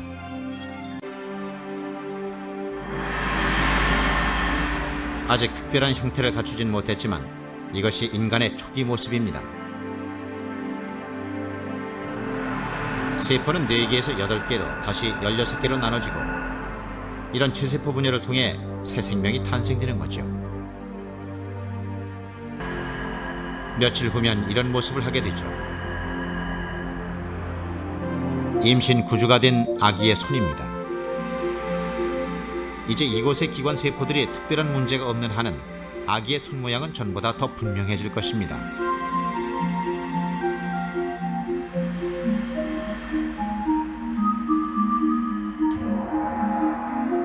11주째가 되면서 아기의 손이 이렇게 변했습니다. 좀 더 자세히 볼까요?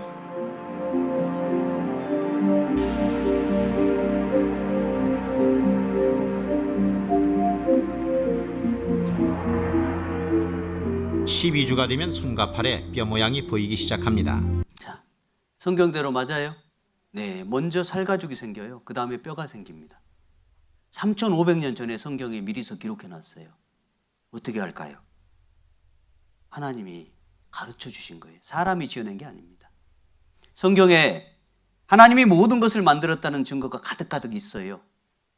그리고 이 사람을 흙으로 만드시고 엄마 뱃속에서 이렇게 만들어지게끔 조직도 해놓으실 뿐만 아니라 그 사람 안에 몸만 만들어 놓은 것이 아니라 영혼을 하나님이 불어 넣으셨다고 얘기해요. 보시면 요 하나님이 흙으로 사람을 지으시고 생기를 그 코에 불어 넣으시니 사람이 생령이 된지라. 살아있는 영혼이요. 이렇게 보시면 영혼이 이렇게 흙으로 만들어진 사람 속에 들어가니까 사람이 움직이게 된 거예요. 살게 됐잖아요. 사람 안에 영혼이 없으면요, 죽은 거예요. 그럼 시체는 뭐냐면 영혼 없는 상태의 사람이 시체입니다. 마치 집은 있는데 집 안에 사람이 없어요. 그럼 조금 지나면 다 무너지죠. 희한해요. 폐가가 그렇게 되잖아요. 사람 안 살면 금방 무너집니다. 뭐 쓰레기도 어지른 사람도 없는데 무너진다고요. 사람 없는 집 똑같이 영혼 없는 몸 똑같습니다. 자, 여기 보시면 나의 이 가죽 이것이 썩은 후에 내가 육체 밖에서 하나님을 보리라. 내가, 여러분, 나의 이 가죽, 내가, 그 나는 누구예요? 영혼입니다. 영혼. 저는 내 안경, 내 옷, 내 책, 내 시계 똑같이 뭐라고 그러냐면 내 얼굴, 내 팔, 내 몸 그러잖아요. 그럼 내는 누구예요? 내 집 하듯이 영혼이라고요. 내는 영혼입니다. 사람 안에 틀림없이 영혼이 있어요. 죽고 끝나는 게 아닙니다. 자, 평강의 하나님이 친히 너희로 온전히 거룩하게 하시고 또 너희 온 영과 혼과 몸이 우리 주 예수 그리스도 강림하실 때 흠없게 보존되기를 원하노라. 사람에게는 영, 혼, 몸이 있어요. 내가 육신에 거하는 것이, 내가 어디에 거하는 것이요? 육신에 거한대요. 내가 영혼이잖아요. 내가 육신에 거한다. 그러니까 진정한 나는 누구다? 영혼이라는 거예요. 자, 여기 보시면 인생의 결국은 죽음으로 끝나는 건데 나의 이 가지고 이것이 썩은 뒤에 내가 육체 밖에 나가서 하나님 만난다는 거예요. 틀림없이 그래요. 보세요. 한 분은 연세가 비슷한데 한 분은 살아서 영혼이 있는 상태고 한 분은 죽어서 영혼이 빠져나간 상태예요. 두 분의 차이는 간단해요. 피부의 차이가 있는 게 아니에요. 뭐의 차이예요? 영혼의 차이가 있어요. 그리고 흙으로 돌아갑니다. 여기에는 영혼이 없어요. 영혼은 하나님 앞에 갔거든요. 흙은 여전히 땅으로 돌아가고 영혼은 그 주신 하나님께 돌아가기 전에 기억하라라고 얘기합니다. 사람과 짐승은 분명한 차이가 있어요. 뭐냐? 영혼이에요. 둘이 닮았잖아요. 근데 둘이 차이가 뭐라고요? 영혼이 있냐 없냐예요. 보세요. 사람과 짐승은 차이가 있다니까요. 영혼이 있냐 없냐예요. 사람과 짐승은 차이가 있습니다. 비슷해 보이지만 영혼이 짐승에게는 없다고요. 나의 죽음을 바라보았다. 사후의 세계. 모리스 롤링스 박사가 쓴 책입니다. 세계적인 베스트셀러인데, 자, 자기 가족의 심장을 이식해줬어, 이분에게. 그리고 그 심장 뛰는 소리를 들으면서 울어요. 심장이 그 사람이 아닌데 심장이 그 사람인 것처럼 생각을 하는 것뿐이에요. 여러분, 사람은 심장이 그 사람의 실체가 아닙니다. 우리의 영혼이 어디 있을까? 여기 심장에 있을까? 아니에요. 머리에 있을까? 아닙니다. 영혼이 정확히 어디 있는지 우리는 몰라요. 어떻게 생겼는지 몰라요. 육체는 그냥 육체일 뿐입니다. 아예 다른, 이 몸과 아예 다른 인격 실체가 우리 영혼이 몸 안에 담겨져 있다니까요. 그건 몸하고 종류가 다른 것입니다. 자, 보세요. 여기도 18년 전에 아들의 심장을 이식해 준 사람이에요. 아들이 그리워서 심장을 귀에 갖다 대고 듣고 있지만 거기에는 아들이 있어요, 없어요? 없어요. 그 영혼은 없어요. 자, 모리스 롤링스 박사가 책을 썼습니다. 죽음문 저편. 그 사람은 그러니까 신앙을 비웃는 사람인데 죽음을 매일매일 목격하면서 죽음을 경험한 사람들의 이야기를 들으면서 어느 날 갑자기 진지해졌어요. 그리고 그걸 조사했습니다. 그리고 확신하기를 뭐라고 얘기하냐, 이 사람이 죽음은 끝이 아니라 영원한 시작이라고. 그러면서 책을 썼어요. 이 사람 심장학 박사예요. 1980년도에 영국 셰필드 대학교 재단의 병원에 한 수학과 학생이요. 자기 머리가 다른 사람보다 크다고 병원에 이제 찾아왔어요. 그리고 뇌 촬영을 했는데 뇌 CT를 본 의사가 경악했어요. 왜냐하면 수학과 학생인데요. 이 학생의 뇌 사진 찍어봤더니 뇌에 90%가 없어요. 그런데 정상인이에요. 자, 보세요. 마크라는 그 학생의 뇌고 정상인의 뇌예요. 뇌가 비어 있잖아요. 그런데 정상적으로 살아요. 여러분, 어떤 사람은 뇌가 인간의 뭐 어떤 실체라고 얘기하는데 그렇지 않아요. 뇌가 없어도 인간은 인격을 갖고 있다니까요. 의식을 갖고 있어요. 이 사람은 뇌가 없어요. 90%가 없어요. 보통 사람은 1500g이래요. 뇌가, 무게가. 근데 뇌가 텅 비어 있어가지고 이 사람이 그야말로 골빈 300g밖에 안 돼요. 너무 의사가 충격받은 거예요. 이 사람 어렸을 때 그 뇌막염인가요? 그게 걸렸었대요. 그래서 마크의 지능이 그럼에도 불구하고 정상이라는 것이 너무 놀라운 거고, IQ가 몇이라고요? 126이요. IQ도 높아요. 그러니까 수학과를 다니죠. 비슷한 사례가 존재할 거라고 생각한 이 의사가 여러 사람, 그 뇌수종 환자를 600명 뇌 사진을 찍었는데 진짜 놀라운 것이 60명이 뇌가 없어요. 90%가. 근데 정상으로 살아요. 절반 이상이. 신기하지 않아요? 네.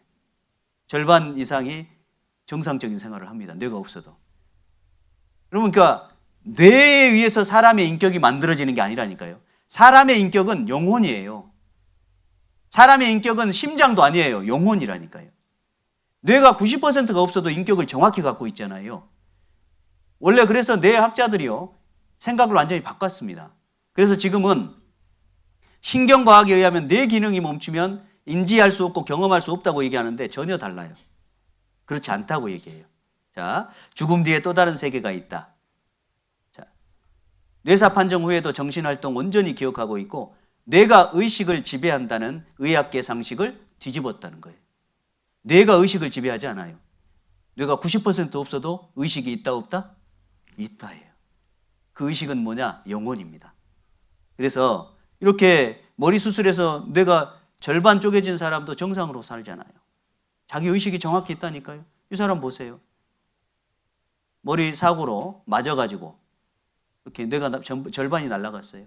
말은 못해. 그러나 의식은 정확히 있어요. 인격으로. 보세요. 이 사람은 뇌가 거의 윗부분 다 날아갔어요. 그런데도 인격이 그대로 있다니까요. 둘은 샴상둥인데 뇌가 붙었어요. 한쪽 아이가 단 거 먹잖아요. 달다고 느껴요. 짠 거 먹으면 짜다고 느낍니다. 뇌 기능 때문에. 근데 놀라운 것은 인격이 완전히 달라요. 한 아이는 차분하고 그냥 침착하게 보는 거 좋아하고 한 아이는 활기차고 움직이는 거 좋아한대요. 사람의 인격은 뇌에 있지 않아요. 영혼에 있어요. 이 아이들은 둘이에요, 하나예요, 그러면? 둘입니다. 인격적으로 둘이에요. 이 아이들도 똑같아요. 이거 보세요. 자, 1980년 사이언스지에서 당신의 뇌가 꼭 필요한가? 이제 비로소 과학자들이 뇌에 대해서 다시 생각하게 된 거예요. 사람의 뇌가 없어도 90%가 없어도 의식하고 인격을 갖추고 있고 여러 가지 경험을 해내는데 그러면 뇌가 꼭 필요한 것이냐? 뇌가 없어도 영적으로 사람은 분별하고 인지합니다. 영혼을 연구하는 과목이 그래서 대학에서 등장하기 시작한 거예요. 미국 100개 이상의 의과대학에 영혼을 연구하는 그 과목이 등장했습니다. 이미 의학계에서는 영혼이라는 주제로 연구를 하고 있어요. 그리고 이게 영혼이 있다는 것은 그냥 이상한 얘기가 아니에요. 사실이에요. 과학적 사실입니다. 과학적이다 이 말은 원인과 결과가 분명하다는 거예요. 자, 보세요.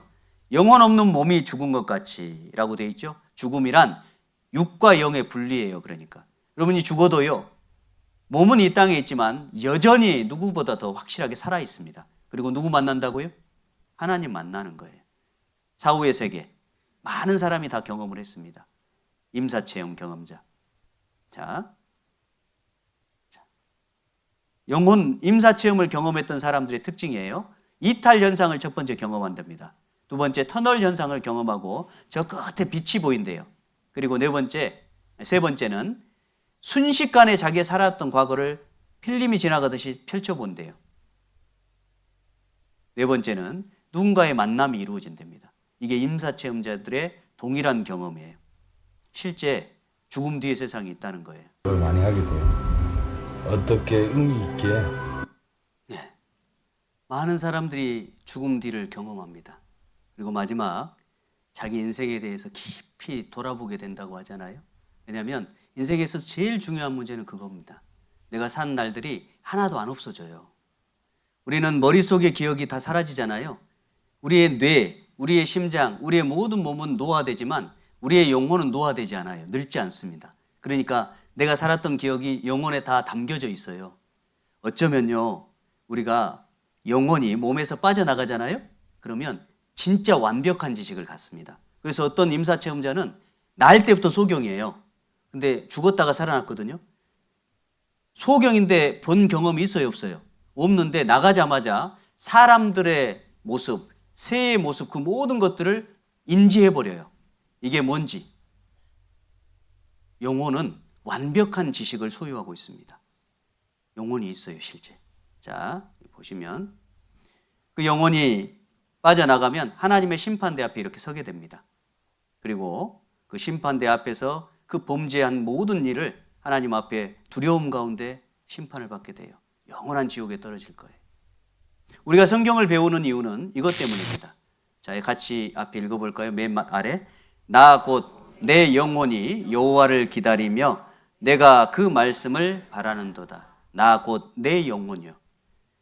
진짜 나는 뭐냐? 내 영혼입니다. 여러분, 내 외모가 아니에요.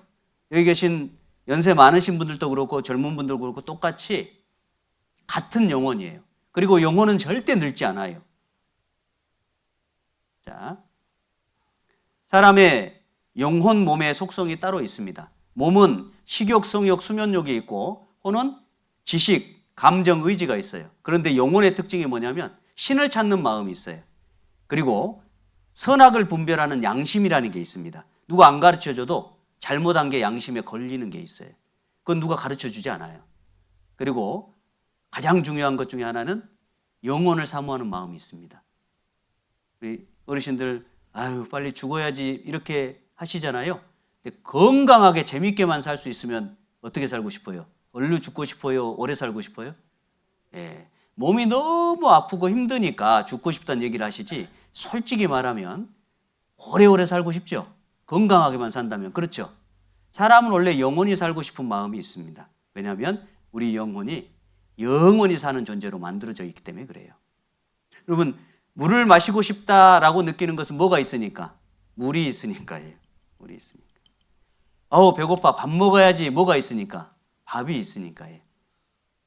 오래 영원히 살고 싶다라는 마음이 드는 이유는 영혼이 있으니까 그래요. 틀림없이 그렇습니다. 자, 이 앞에 여호와 하나님이 아담을 깊이 잠들게 하시니 잠들매 그가 그 갈빗대 하나를 취하고 살로 대신 채우시고 여호와 하나님이 아담에게서 취하신 그 갈빗대로 여자를 만드시고 그를 아담에게로 이끌어 오시니 아담이 가로되 이는 내 뼈 중에 뼈요 살 중에 살이라 이것을 남자에게서 취하였은즉 여자라 칭하리라. 맨 처음 흙으로 만든 사람 이름이 뭐라고요?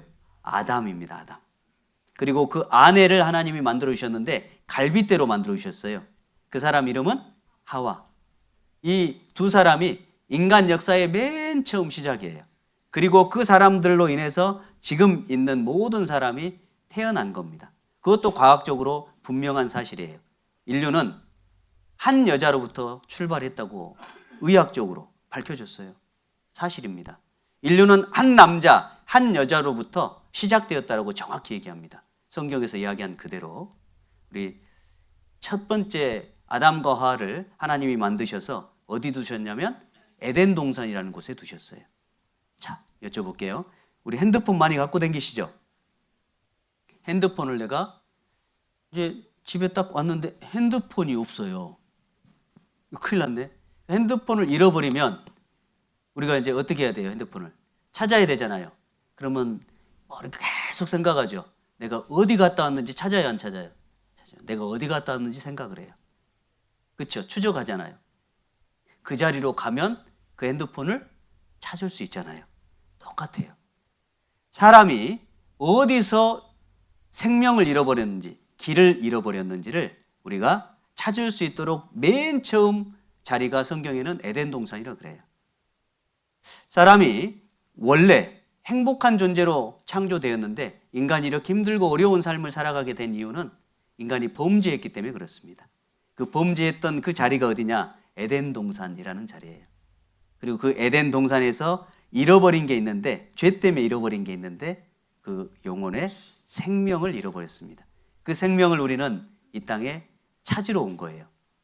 그 생명을 찾기 위해서 맨 처음 생명을 잃어버렸던 그 자리, 거기가 에덴 동산이에요. 에덴 동산을 성경은 기록하고 있어요.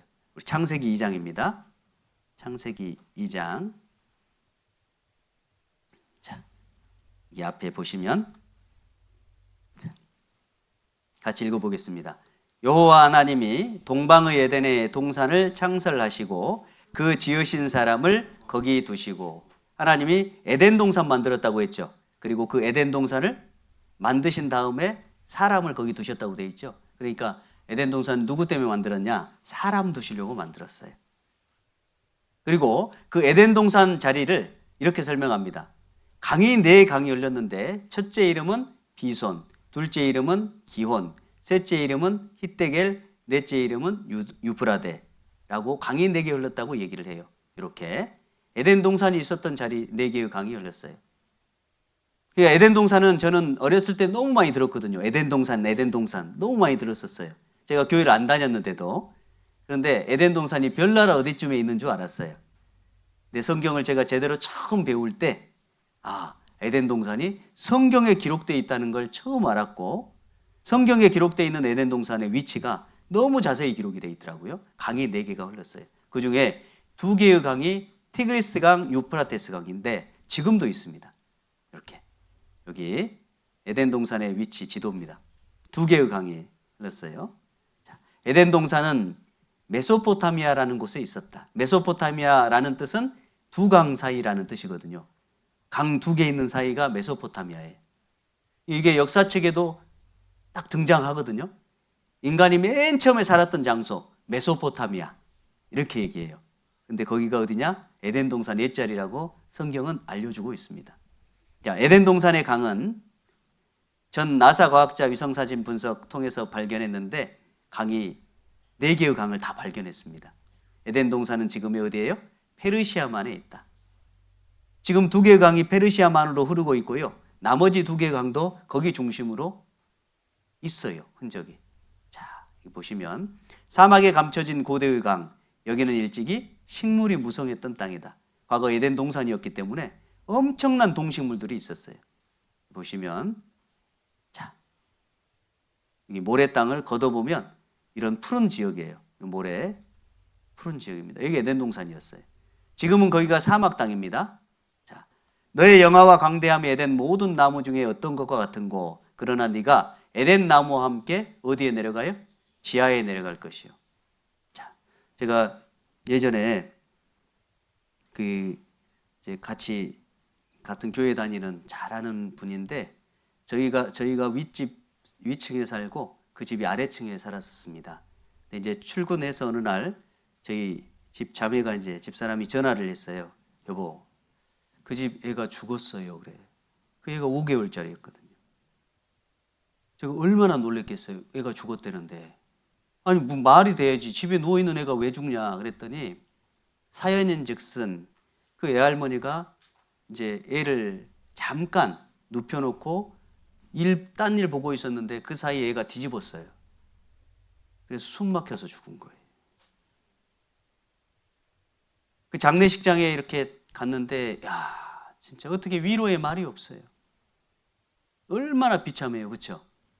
그 멀쩡한 애기 갑자기 뒤집어서 잠깐 한눈판 사이에 죽어버렸는데 그 할머니는 얼마나 마음이 괴롭겠습니까? 그렇죠?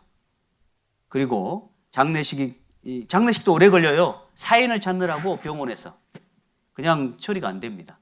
그리고 이제 장례식이 끝나고 난 다음에 그 집에 뭔 일을 하냐면 그 아이의 그 침대, 그 아이 먹었던 젖병이며 뭐 옷, 그 모든 것들이 있죠. 그걸 어떻게 해야 돼요? 다 치워야 돼요. 왜요? 그거 보면은 누구 생각나요? 애기 생각이 나거든요.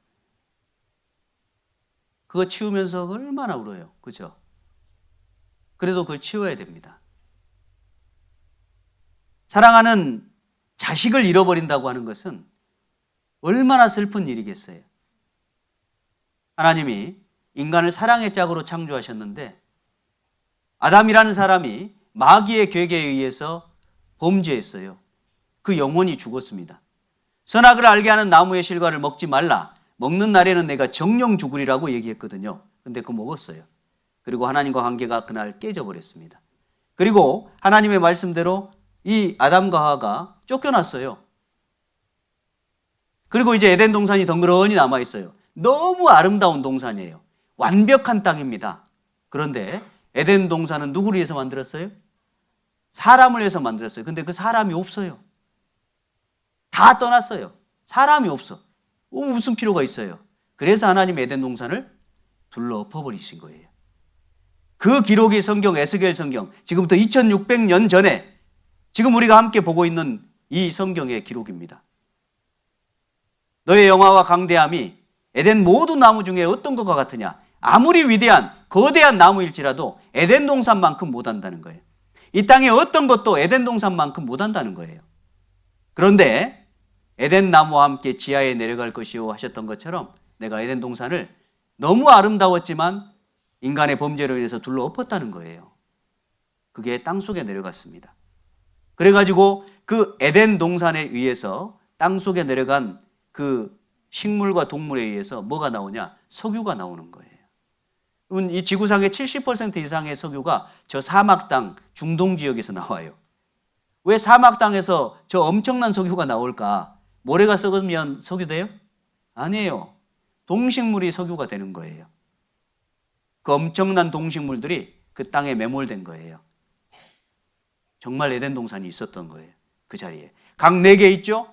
그 다음에 에덴 동산에 모든 동식물들이 땅에 내려갔으니까 석유 지금 잔뜩 나오고 있죠. 흔적이 충분합니다. 이거 보세요. 이렇게 내려갔습니다. 그래서 이게 석유가 돼서 나오는 거예요. 여기 동력 장치가 필요 없어요. 펌프, 한일 자동 펌프 필요 없어요. 그냥 구멍만 뚫면 터져 나와요. 그럼 풍선 빵빵하게 불었잖아요. 바늘로 탁 치면 어떻게 돼요? 빵 하고 터지죠. 그런 것처럼 이 아래 석유가요, 압력이 빵빵하게 돼 있어요. 열기가 계속 끌어오르니까. 그래서 시추봉만 꽂으면 석유가 뻥뻥 터져 나오는 거예요. 그 어마어마한 석유를 어디서 만들어낼 수 있을까? 에덴 동산 옛자리예요. 동식물들. 자, 여기 지금 이라크 지역입니다. 석유 철탑이 지금 계속 있잖아요. 여기 엄청나게 있습니다. 에덴 동산이 실제 있었다는 증거예요. 티그리스강, 유프라테스강이 있는 자리, 강 4개가 흘렀던 그 자리요. 여기가 에덴 동산 옛자리예요. 같이 읽어볼까요? 여호와 하나님이 동방의 에덴에 동산을 창설하시고 그 지으신 사람을 거기 두시고. 저는 성경을 구원받고 믿은 이후에 이 성경을 읽는데 갑자기 이게 궁금했어요. 동방의 에덴이래요.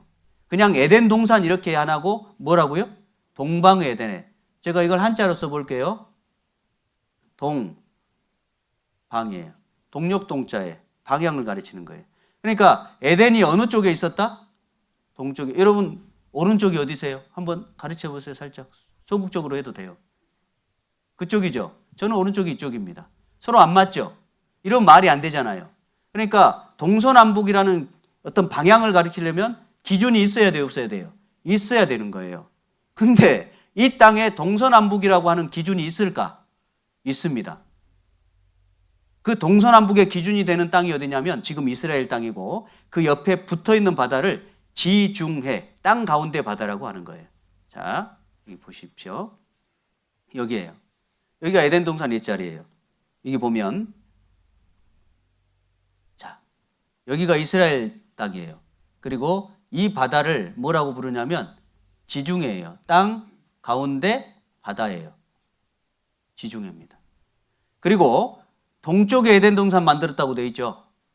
여기 이라크, 이란 이쪽을 우리는 뭐라고 부르냐면 중동이라고 불러요. 왜 중동이라고 불러요? 가운데에서 어느 쪽? 동쪽이요. 그럼 성경 3,500년 전 에덴 동산의 창세기 2장 8절에 그가 동쪽에다가 에덴 동산 만들었다. 동쪽에 있는 거 맞아요? 맞아요. 그리고 강 4개가 흘렀다. 맞아요? 강 4개가 흐른 거 맞아요. 그리고 에덴 동산을 땅 속에 집어넣어버렸다. 맞아요?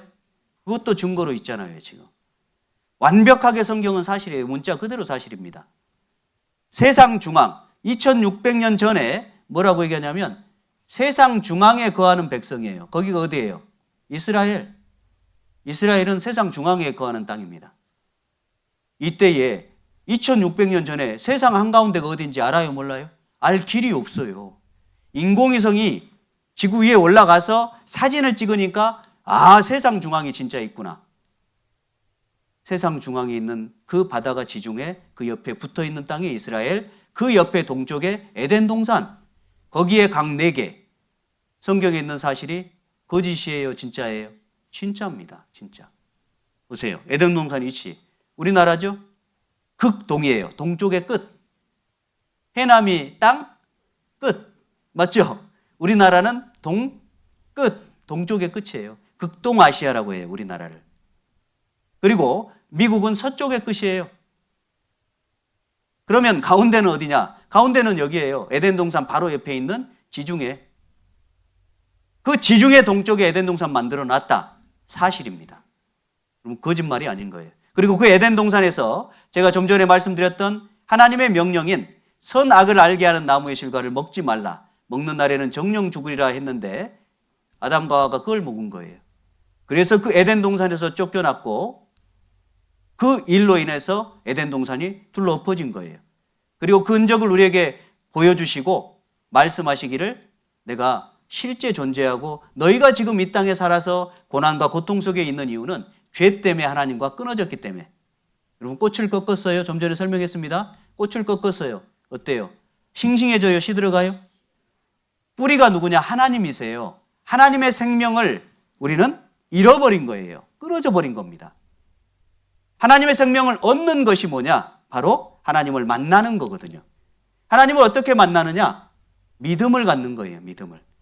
그럼 믿음라고 얘기하는데 하나님을 만나는 것을 믿음이라고 하는 거예요. 하나님이 정말 세상을 창조한 분 맞구나. 진짜 계시는구나. 그리고 그 하나님이 나를 사랑하시는구나. 만날 때. 자, 앞에 더 보시겠습니다. 범죄의 결과예요. 모든 영혼이 다 내게 속한지라 아비의 영혼이 내게 속한 같이 아들의 영혼도 내게 속하였나니 범죄하는 그 영혼이 죽으리라. 뭐가 죽으리라? 영혼이 죽으리라. 그럼 이게 간단하게 제가 설명을 해볼게요. 영혼이 죽는다는 뜻이 좀 어려워요. 사람의 죽음이 뭐라고 하냐면 분리입니다. 분리. 죽음이 뭐라고요? 분리. 몸하고 몸속에 있는 영혼이 분리가 된 게 뭐예요? 죽음이에요. 그러면 영혼이 죽었다. 그 뜻은 뭘까요? 몸이 죽은 것은 몸에서 영혼이 빠져나간 것이 죽음이거든요. 그러면 영혼이 죽은 건 뭘까?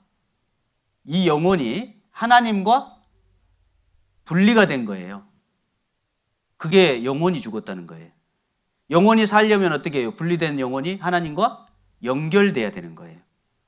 우리는 하나님과 어떻게 연결되느냐를 지금 배우기 위해서 이 말씀을 듣고 계시는 거예요.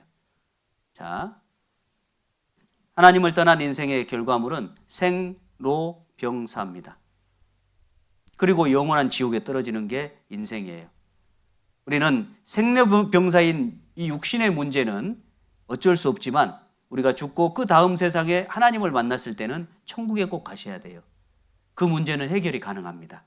자, 이러므로 한 사람으로 말미암아 죄가 세상에 들어왔고 죄로 말미암아 사망이 왔나니 이와 같이 모든 사람이 죄를 지었으므로 사망이 모든 사람에게 이르렀느니라. 한 사람 때문에 죄인 됐고 우리가 죄인 돼서 살아가는 모든 날 동안 죄를 짓고 살아요. 그것 때문에 우리는 죽음이 오고 영원한 지옥에 떨어지는 거예요. 그 에덴 동산에 있었던 사건입니다. 같이 까만 글자 읽어보겠습니다. 잃어버린 것을 되찾기 위해 이 땅에 왔다. 저와 여기 계신 모든 분들은 잃어버린 것을 되찾기 위해서 살아가는 거예요. 하나님께로 왔습니다. 왜 살아요? 잃어버린 것을 되찾으려고. 그리고 찾으면 어디로 가요? 천국에 갈 수 있어요. 못 찾으면요, 지옥에 떨어지는 거예요. 하나님이 창조한 이 세상, 하나님이 창조한 육체, 하나님이 창조한 육체 안에 담겨진 영혼, 우리에게 가장 중요한 이 영혼의 문제가 지금 심각해요. 하나님과 분리되어 있거든요. 이 영혼이 하나님과 분리돼서 죽어있는 이유는 죄 때문이라고 얘기하십니다. 가장 큰 죄는 뭐냐? 하나님을 떠난 거거든요. 영혼을 되찾으려면 하나님을 다시 만나야 돼요. 돌아와야 됩니다. 오늘 우리는 성경을 통해서 하나님이 살아계신다는 증거를 또 많지는 않지만 몇몇 가지 확인해 봤습니다. 맞죠? 피곤하지만 그리고 성경의 맨 처음 시작인 어디예요? 에덴 동산 확인해 보셨죠? 예. 그리고 그 에덴 동산에서 죄 때문에 인생이 쫓겨났다는 것도 확인해 보셨잖아요. 이제 내일은 그 이후에 우리의 인생의 역사가 어떻게 이루어져 왔고 우리가 하나님 앞에서 어떻게 돌아가야 될지를 내일 또 말씀을 통해서 함께 좀 살펴보셔야 됩니다. 그러니까 내일 어떻게 해야 돼요? 또 보셔야죠.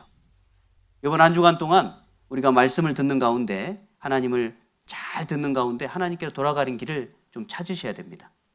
그래서 다 알아야 믿는 게 아니에요. 확실한 몇몇 가지만 확인해 보면 그냥 믿어지니까 어렵지 않게 최대한 쉽게 좀 설명을 해드릴 테니까 내일도 오셔서 잘 들으시기 바랍니다. 네, 같이 기도드리겠습니다. 천지 만물을 창조하시고 또 인간의 생사화복을 주관하시는 살아계신 하나님 감사합니다. 이번 한 주간 동안 저희에게 귀한 기회를 주신 것 감사를 드리고 또 함께 나와서 말씀을 들으시는 모든 분들 비록 육체적으로 피곤하지만 이 말씀을 통해서 하나님을 만날 수 있는 기회가 되게 인도해 주시기를 원합니다. 돌아가는 발걸음도 지켜주시고 또 내일 다시 만날 때까지 일상 가운데도 도와주시기를 부탁을 드립니다. 저희를 언제나 사랑하시며 기다리고 계시는 예수님의 이름으로 기도드렸습니다. 아멘.